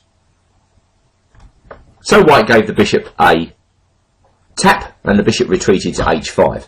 The first cute point is that bishop takes f3, queen takes f3, knight takes d4, doesn't win a pawn because of queen takes b7. And of course white is better in this position with the two bishops and the better pawn structure. So black retreated with bishop h5 in the game, and now white went on with g4, bishop g6, and now pawn up to a3. And the point of that move is to preserve the bishop on the diagonal from a2 to f7. It's important that white keeps this bishop cemented on c4, or at least on that diagonal. And the long-term idea is to manage to play knight e5 as marked, followed by perhaps f4 and then f5, swamping that bishop on g6. So black's got to be careful that bishop on g6 just doesn't get swamped. h5. Well, maybe the sensible queen d7 was better, and white just goes on with rook e8, perhaps intending knight d5 at knight e5 at some point, and then f4. h5 looks risky. White played bishop e3, and black played the queen up to d7, whereupon white now played knight h4. And here we see a key plan in this line. White is intending to go f4 and then f5. Rook a d8, black doesn't seem too concerned by this, and now white just gets on with f4. So from a quiet looking position out of the opening, we've actually reached a very sharp middle game position, where black has to defend for his life. Bishop h7 was answered by queen f3. White could also have chosen f5, swamping the bishop, and if black had gone bishop g3, then knight f3. To me, this looks very promising for white. White still has a very dangerous attack here, and this bishop is completely immobile. But queen f3 is a good move as well. Black played knight c8, and Tregubov just brought his rook into the middle. Again, f5 was a possibility. Black did the same, and now knight to g2. A safe enough move, protecting everything, but maybe not the best. I mean, I think, again, f5 was definitely a move to be considered very carefully here. If knight b6, just bishop a2. Here we see the point of a3 in the first place, and only now knight g2, intending a kingside pawn storm with g5 and perhaps f6 or g6. So we see from this opening play that actually white's idea is far from quiet, far from drawish. In fact, it's a very sharp move indeed. Very sharp idea. Matveeva brought her knight into c4, and white went bishop g5. Knight takes b2.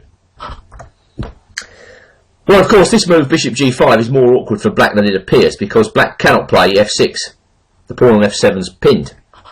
Instead, she's got to go on a kind of wild goose chase here with knight takes b2, and hope that she can gain enough compensation for the exchange when white eventually takes on d8. In the game, Matveeva played knight to c4, and now, interestingly, white played a4, going more or less for the win straight away. I mean, obviously, once again, he can take on d8, knight d2, queen takes b7, queen takes d8, and then we get a very sharp position after queen takes a7, takes, and now queen f6, intending queen h6. White prefers to avoid that and to play a4 instead. And Matveeva played bishop e7. White captured, black recaptured, and now rook fd1 stopped black from forking on d2. Black took on g4 and played the queen to g5. Throughout this game, black is hampered by the very poor position of the bishop on h7. In effect, black's almost playing a piece down. White played a5, and now a mistake, perhaps in time trouble. Knight d2 was played. Of course, black's got to take this pawn on a5 and hope for the best. But knight d2 was answered by rook takes d2, queen takes d2, and now rook d1. Perhaps black didn't think this was possible because of queen b2, and now a takes b6. But white now pressed on with g5, king f8, again perhaps prompted by time trouble, g6, and now f6. The crowning blow, and showing very clearly what white is intending to do in this line. After g takes f6, queen takes f6, black resigned, as white has numerous checkmating threats. So, an excellent game and a good introduction to this system, and we can call it a system, with e takes d5 and then knight f3. It's far more dangerous than it looks. Perhaps slightly surprisingly, Garry Kasparov was actually a fan of this version of the exchange variation at one point during his career. And we're now about to view a classic game where he uses this nullifying effect of the exchange variation with knight f3 to defeat the great Viktor Korchnoi. So Kasparov-Korchnoi, a classic encounter, and this game was played in Tilburg in 1991. Well, Korchnoi copied white's move. Black played bishop d3, and now black hit out with c5. This is a logical continuation, very active, and since white has played bishop d3, black intends to take advantage of that by pushing on with c4, and that's exactly what Korchnoi did. But white has time for rook e1 check, a very useful move which gives him the opportunity to put his bishop back on f1. Black castles, and now white plays bishop g5. Now you might think this is a perfectly satisfactory position for black, and he's got the natural plan of advancing those queenside pawns, and you may very well be right, but it's not the normal type of exchange variation scenario. Sure, there is one open file, which is typical of these types of position, and pieces may be exchanged on that open file, but by playing c5, c4, black has to a degree weakened that pawn on d5, and so white has plenty to play for in this position. It's easy to foresee a situation where white starts to gang up on this pawn at d5, maybe with a bishop on g2, a knight on e3, and he's got the option of hitting at the advanced pawn by playing b3 at the right moment, prizing open lines on the queen side. So black may be theoretically equal, but objectively and in a practical sense, the chances tend to lie with white. Well, Korchnoi elected to exchange off his so-called bad bishop, bringing his knight to c6, white played c3, and now black just continued with very natural development here, putting his rook on e8. Now comes b3. This is the right moment, I think, for this move.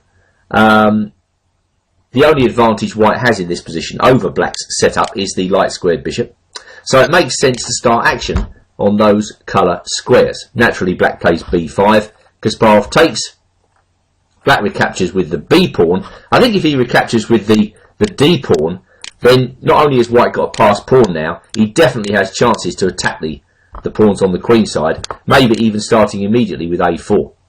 So b takes c4 makes sense, and now white plays rook a b1. So Kasparov shows great confidence in his own ability playing this way, and he's going to try and grind Korchnoi down. So black plays bishop d8, just getting ready to trade on the e-file in a normal fashion, and white plays h4, not with any intention of strengthening an attack against the black king, but there are two reasons why he does this. Number one, he protects the bishop on g5 against sudden tactics. Number two, he wants to play g3 and then try to activate this bishop at some point, via either g2 or h3 even. So Korchnoi trades and then plays rook e8. I don't think white wants both pairs of rooks off in this situation, and so rook b1 was played, and now Korchnoi played h6. Perhaps slightly surprisingly, white was happy to trade here, and then just play very quietly with g3. But Kasparov knows he's maintaining a slight advantage because of the weakness of this pawn. It's now becoming possible for white to gang up on the pawn at d5 with all his pieces. Bishop to g2, knight f1, knight e3, and then rook b5. If black allows all of those moves, which is perfectly plausible, that pawn could fall. So Korchnoi takes steps to protect it with knight e7, and en passant prevents rook b5. White plays queen d1, and now g5. I think Kasparov has assessed Korchnoi very shrewdly. He knows at a certain moment in the game Korchnoi is going to become maybe overactive. Although it has to be said, probably black was looking at his position with a certain amount of trepidation, because he understands that if he just plays quietly, let's say he tries to strengthen his game with g6 and king g7, just for instance, then white's going to get on with his plan. This plan is not easy to stop, and white continues to enjoy a slight edge in this position. I mean, for instance, if knight f5 here, there's certainly the option of bishop h3 in some circumstances.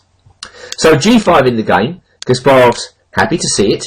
Bishop comes to g2, g4, knight f1, we know what's going on, and Korchnoi plays bishop g5. I'm pretty sure that was the idea behind g5, to create this opportunity to stop the knight from coming to e3. But of course, in playing this way, black's been forced to weaken his king. So rook b2, on we go, queen b1, very good. not only protecting the rook and threatening rook b7, but taking control of this wonderful diagonal down to h7. So slowly but surely, white is taking over this game. Black play rook c8, so that after rook b7 he can play rook c7. So white just switches files with rook e2 and then rook e5. Very good indeed. Piling up on the bishop, attacking d5 one more time. Black protects his bishop, but this is a new weakness on the king side. Rook b6 attacks the queen, queen d1, knight f5, and now just rook e1. Slowly massaging black's position and threatening queen takes g4.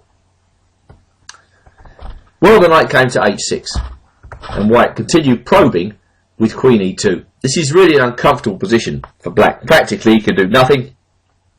He's just got to sit and await events, which is not a very comfortable position to be in against Kasparov. And indeed, the pressure becomes too much for Korchnoi, as he now makes a mistake with king f7. Admittedly, not a particularly easy time in the game to understand why this might be a mistake.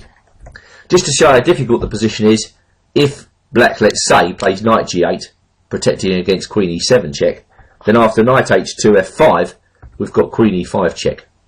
And if knight f6, we have the splendid move here, knight takes g4.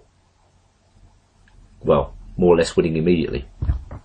Black probably had to try king g6, but again, he's still worse. Instead, after king f7, going back to the game now, Kasparov played f4. A very good move. Black's got to take it. And now queen takes f3, hits d5. Rook d6, and now the point of the whole idea by white, rook e5.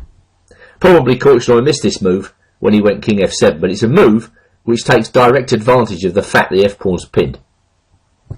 Well, white's winning a pawn, and probably more than that, as the c4 pawn is also very weak.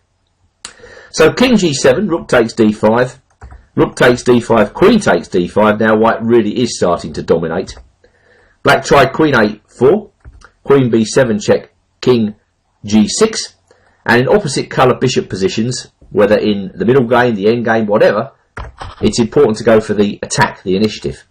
So that's why Kasparov plays bishop c6, so that when black moves his queen, he's going in with bishop e8 check, driving the black king further up the board.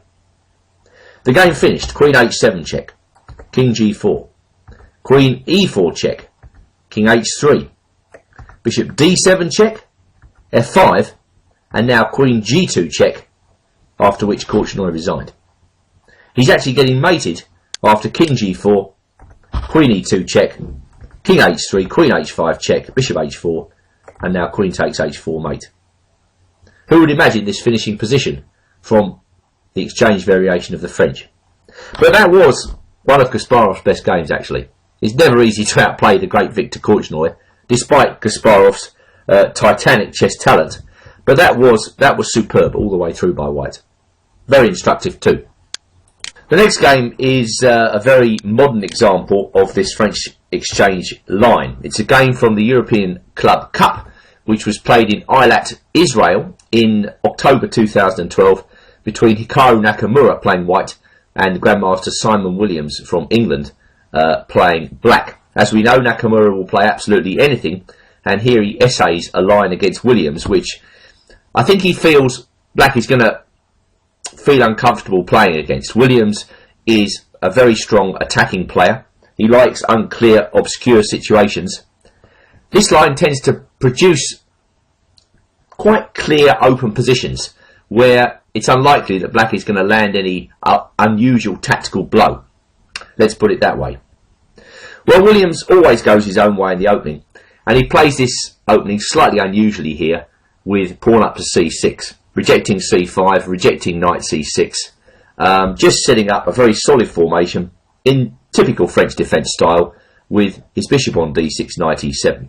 And as soon as you see that knight coming to e7, you know that black is planning bishop f5 with the intention of exchanging off the light squared bishops. Fairly simple play. So at that moment, it's time to go into action with the move c4. As we've noted, white is quite happy to accept an isolated pawn in this variation in order to get attacking chances. It's a very common feature of this line. But first, white is getting ready to take time out here to prevent bishop g4, and he plays h3. Note that c4, if black moves this bishop out early, has also given white the possibility of playing his queen out to b3, should that be part of the plan. Well, black takes on c4, isolating the pawn, and then he brings his knight to d7, just with the intention of maybe bringing the knight to b6 and then blockading on d5. White plays knight c3, knight b6, bishop b3, and now h6. Standard moves, and white brings his rook to the open file. Bishop f5. Well, now it's really a question of where white goes from here. This is the sort of position where club players will find very easy to reach, but then what do they do in this situation? Well, clearly white's priority here is to get his bishop out, followed by his major pieces to good squares, then look to attack. Black, by playing h6, has restricted the bishop, so it's up to white to find a good square for the bishop.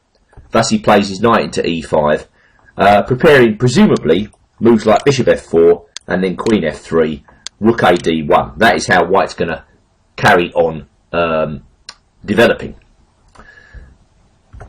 Takes. Well, that is a rather uncomfortable move from black's perspective, but it must be noted that white's also hammering down on f7, and with moves like queen f3 in the wings, Williams obviously felt that the pressure was building so much that he should give up his bishop and then just play queen d7. Of course, black hasn't surrendered that bishop lightly. He's just banking on the fact that he's got pressure against d4. Probably he's going to play rook a d8 now. And with queen d7, he's set up interesting ideas of maybe a sacrifice on h3 at the right moment. So white stops that with queen f3. And he notes that queen takes d4 is now easily answered by rook takes f5. Or, indeed, rook takes e7, either of which are terrific for white. So, bishop e6. Queen comes to e4. Knight b d5. Obviously, black would like to take on b3, but e7 is hanging. And Nakamura took it. And black recaptured with the knight. Bishop c2, threatening mate. Blocked by black. Queen comes back to e2. And rook f6 protects the bishop. Bishop d2, restricting the knight, preparing to bring the rook into the game via e1. So now we've got an exchange French, but we've also got a very interesting middle game on our hands. Black looks worse from where I'm sitting, primarily because of this pawn on f5. It's almost as if he's been forced to weaken his king side, and now Williams has to justify the weakening of the king side by playing active moves. But bishop c4 certainly doesn't solve black's problems. White's idea, well, he's got definite pressure against the king side, and rook e7 is a very serious threat. Queen f7 tries to give the queen some room, b3 restricting, and now rook e7 when we've taken away the d5 square from the queen. Queen g6 at least has the decency to threaten mate, which white easily blocks, and now Williams tries to get white's active rook off the board. Nakamura obliges, brings his queen into a very good square, and now comes a5. Well, it's one of those games, you know, where at the end of the game, Williams probably scratches his head and he thinks, what did I do wrong? Because it doesn't seem as though he's played bad moves, and yet he's got into a very bad position. White's bishops are very strong. f5 is under attack. Rook f8, defending the pawn, will be easily answered by bishop b4, winning the pawn in broad daylight. And this knight on b6 is very poorly placed. He's doing nothing. When the knight can't get to d5, then really black's position is very poor. So black is forced to give up a pawn, which white gladly takes. King f7 to prevent rook e7. At every stage, white is threatening activity. h4, a4, h5, a takes b3, and now king f6. Penetration to e7 was coming here. Well, for instance, let's just see this. Bishop takes b3, let's say. Bishop g6 check. Very, very difficult to meet. So king f6 was played, bishop d3, takes, bishop f4. The entry of the dark square bishop spells insuperable difficulties for black. Bishop g3, threatening bishop h4, checkmate. And after king g5, rook e4, again threatening bishop h4, White had conjured up a winning attack almost out of nothing. Well, he was better all the way through. And so Williams resigned. So it's absolutely not so easy for black to equalise against knight f3, as we are seeing. Two accepted main lines against knight f3 have been established. And the first of these is bishop to g4. This move received a tremendous shot in the arm. I think it was back in 1990 when Nigel Short used it to beat Mikhail Gurevich in a crucial last round game in, I think it was the Manila Interzonal. And since then it's been a favourite with black players. The main reason is that it's a very straightforward move. Black gets his bishop out, pins the knight, and just intends nothing more than fluid development over the next 5 or 6 moves, just to get his knights and his remaining bishop out and to solidly castle. Well, in this line, if White wants to get any sort of advantage, he's got to be very specific. And h3 is the first move in the chain. Well, if black takes on f3, White can be happy. He gets the 2 bishops without tears. But more critical is bishop h5. And now comes the very interesting move, queen e2 check, played by Kasparov. And this is the move which gives White hopes of an advantage in this line.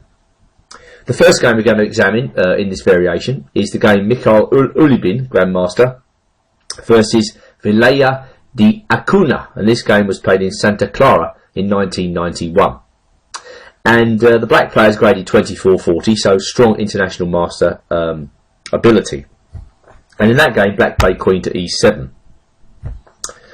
The problem with other moves is that White may actually be threatening queen to b5 check, with definitely the grab of the pawn on b7 to come. Why not?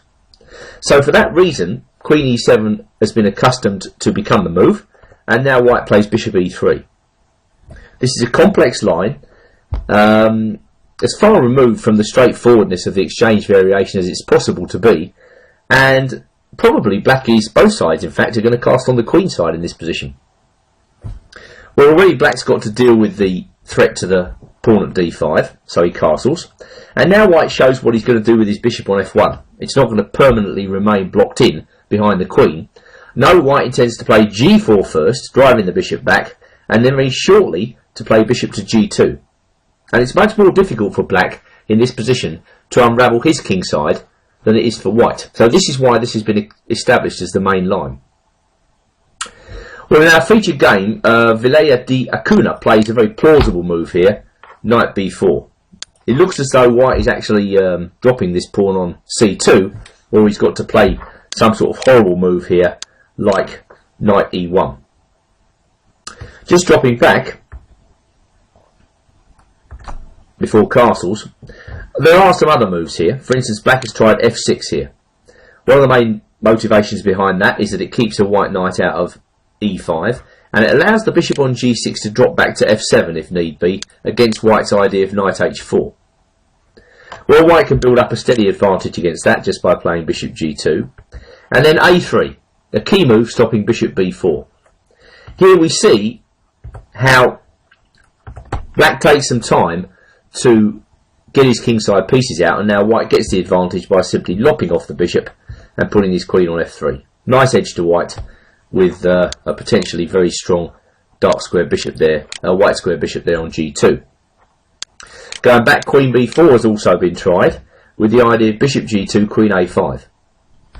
Black after this is thinking about a move like bishop b4. White can play queen b5 and take on a5, followed by knight e5. This is the way to get a nice small edge in a queenless middle game situation. After rook d e1 f6, knight d3 b6, White has a tiny edge. Going back to a featured game though, I think a lot of your opponents are going to be tempted by this move knight b4, and now we get them with the trick a3. This is a nice move so that when black takes on c2, White's going bishop f4. and he's actually trying to trap this knight on c2. Well, Villela played this crazy move here, knight a1, and Ulubin continued with this extraordinary move b4, advancing in front of the castle king. But of course the idea is simply to trap the knight, and black played a5 in reply. Well, this is complex stuff. One of the first points to note is that after knight c2, I don't think this knight is getting out, as white plays king b2, and he's getting ready to nab the knight. If black plays knight takes b4 in this situation, then white hoovers the queen off first before taking the knight, with an obvious advantage. Going back, if black tries to keep the queen on, then bishop g5 looks pretty strong. So in our game, black played a5, white took off the queens, and then he put his knight in on e5. There seems to be no rush to take that knight. Instead, it's much more important to get the g6 bishop off the board. And the first point of white's idea is revealed after bishop takes b4, king to b2, when black can't get his knight out. So by now black was down to desperate tactics almost, and he played bishop c2. And rook e1 was answered by bishop b4, and now white played king b2. Very strange arrangement of black pieces on the queen side, looking very vulnerable, and curiously black gets his knight out, but it's at the cost of his bishop. So the smoke's clearing. Black's got 3 pawns for a piece in this situation, but white has very nasty threats. Threats which can't really adequately be dealt with. Black played knight e6 attacking the bishop, and white played rook a1 with the counter threat of rook a8 mate. King b8 was answered by the simple bishop g3, and now black brought his knight out to h6, protecting the pawn at f7. But now white played a really good move, bishop to b5. And the point of this is to threaten the crunching blow, knight c6 check. Black played knight c5 in the game. Well, if he plays knight d4, then I think we go knight d7 check, after which you can see that black has to surrender his rook, otherwise it's mate on a8. But knight c5 was answered by knight c6 check. That is the threat. Black thought he was getting out of this mate by playing knight b7, but white now played knight b5, again with crushing threats to c7. After bishop d6, white played rook a7, and black resigned, because the attack is just overwhelming. White's threatening to take on b7, he's threatening rook ha1, black can't do anything. So there's a game which gives you the flavour of white's possibilities in this line, and you could hardly say that in this guise that the knight f3 exchange variation is quiet or boring at all. In our last example, I talked about the possibility of black losing the pawn on b7, not necessarily sacrificing it, just overlooking the fact that white was threatening queen b5 check. So let's satisfy ourselves that this variation doesn't turn out too well for black by looking at the game Sergei Rublevsky versus Rustam Kazimzhanov. This game was played in the World Blitz Championship in 2007. Obviously these guys are world-class players, so I don't feel too ashamed about including a blitz game in our video. Now, Kazimzhanov evidently felt that by playing bishop e7 he was going to create an extremely complicated position after queen b5 check, that with 5 minutes on the clock, or whatever it was, Rublevsky would be unable to solve the problems which was coming out of this continuation. So in this game, black is not losing a pawn, he's deliberately sacrificing it, and Kazimzhanov put his knight on d7. Now black can play in a more tricky way here by playing knight c6, and when white grabs the pawn, black can go knight b4. White needs strong nerves to play this variation, but I think he can not only survive, well, at every stage in this sort of position he's threatening a move like c3, and once the knight drops back, black has nothing. So black's got to continue with forcing play here, and I think probably the best move in this situation is queen to e8. Again, that forces the exchange of queens in view of the threat of discovered check, And now this forces king d1. So you'd think that black has some compensation for the pawn here. But has he really? Because, you know, although white hasn't developed a single piece yet, he is a pawn up. And black has yet to unravel the kingside position. White's getting ready for c3, bishop d3, bishop e3, knight d2. Black's got to force the play. And so c5 seems to fit the bill.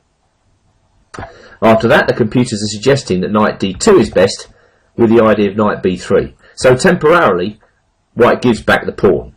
And the point of this is to get organised with the excellent move here of bishop d2, counter-attacking the knight on b4. Black has not yet resolved the problem of his kingside, so he's got to continue with forcing moves himself by taking on d4 and then blocking with knight e7.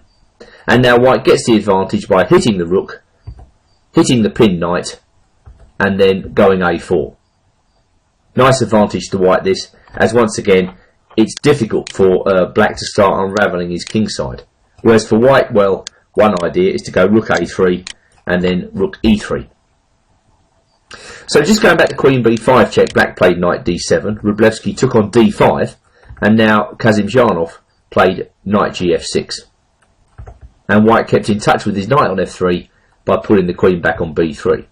So it's obvious with the naked eye that black has got some compensation here. But has he got enough with correct play? Well, Wróblewski castled, and Kazimzhanov continued opening up the game, and then hit the queen and the knight. The queen's got to keep on the knight, so queen c4 is more or less forced. And now you see black is kind of running out of ideas. If he takes on e2, we can recapture with the knight in complete safety, followed by development of the pieces. White's one move away, pawn to c3, from anchoring his position and, well, leaving black with nothing. Kazimzhanov played bishop g6, and now an interesting move here, just knight to c3, so that after rook c8, Wróblewski was going bishop e3. Black went knight ce4. Again, I stress that Kazimzhanov's got to continue with forcing play. At least this has the merit of trying to embarrass white on the c file. But queen b5, knight takes c3, b takes c3, and it's clear that rook takes c3 now is going to be answered by queen takes b7, when knight c6 is coming and a7 is attacked. So black played knight to d5, white took on b7, and now black took the bishop on e3 and played bishop g5. So it's two pawns now, but of course white's pawn position is very fractured.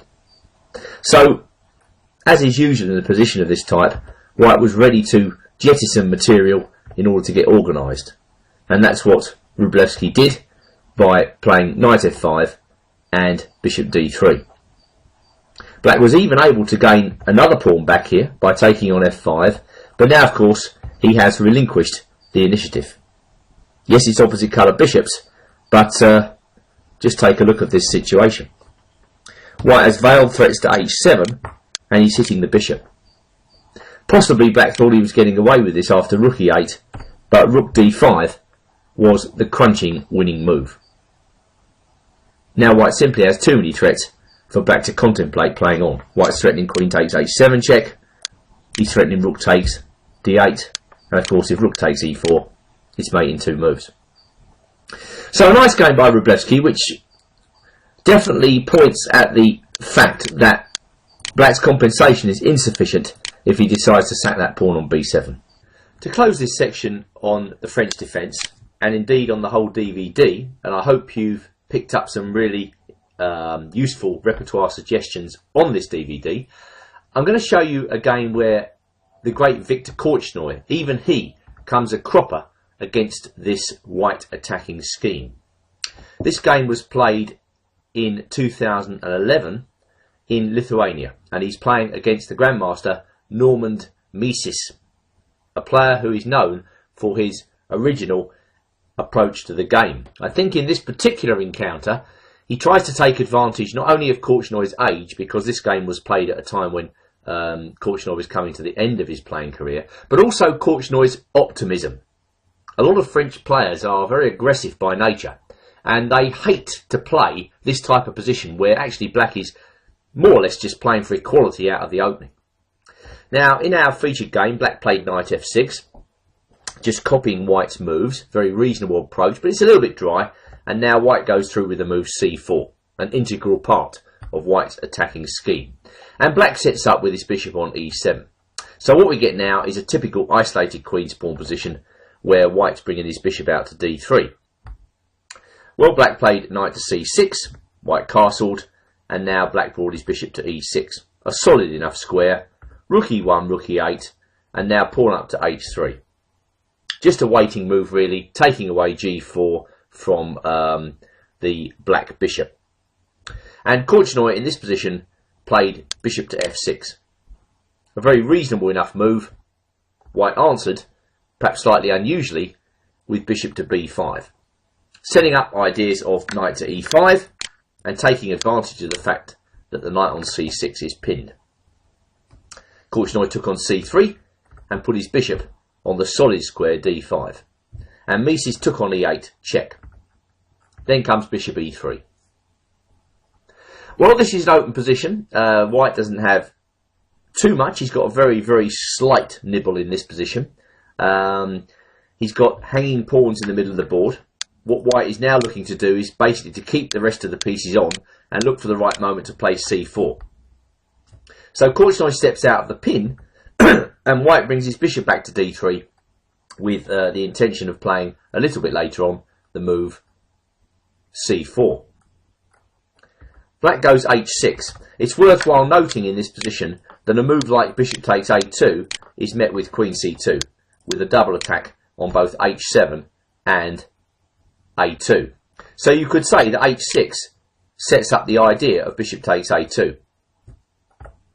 Mises seems unconcerned and he plays his knight back to d2. And the point of this is that bishop takes a2 is answered by c4 here.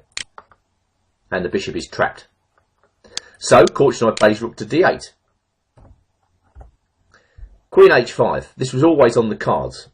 In a position of this type, white is looking to deploy his queen as aggressively as possible. Korchnoi plays his knight to e7 and white brings the rook across to e1.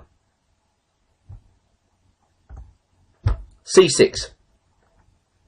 Well, there perhaps wasn't any direct threat just yet, but black feels that the position of the queen on the e-file is so uncomfortable that he should move it. And now white goes through with the thematic move c4. I don't know whether Korchnoi overlooked this move. He probably thought he could answer it with bishop takes g2, but now Mises is right on the ball with tactics. Queen to g4. Not only more or less trapping that bishop on g2, but setting up ideas of the simple idea, bishop takes h6. Bishop h1 was answered by d5. And this move forces black to sacrifice the bishop. So black's got 3 pawns in this position for the piece. White's got to be a little bit careful, but bishop takes h6 it's a tactical move, which once again I think Korchnoi thought he was going to answer by bishop c3 here, when all the white pieces are slightly awkwardly placed on the d-file, but bishop g5 repairs most of the damage. In an open position, threats are the order of the day and accurate piece placement. And this move is quite difficult for black to meet. He doesn't want to play f6, weakening his king, so he plays knight f6, and now Korchnoi, Mises is able to rid himself of one problem piece. He takes on f6. Well, if queen takes f6, clearly knight e4 would be the answer.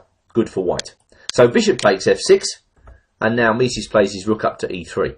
He's still got slightly awkward placed pieces, but there's no real way for black to attack them, given that a move like queen c3, with a double attack on d3 and d2, is met by the killing bishop to h7 check.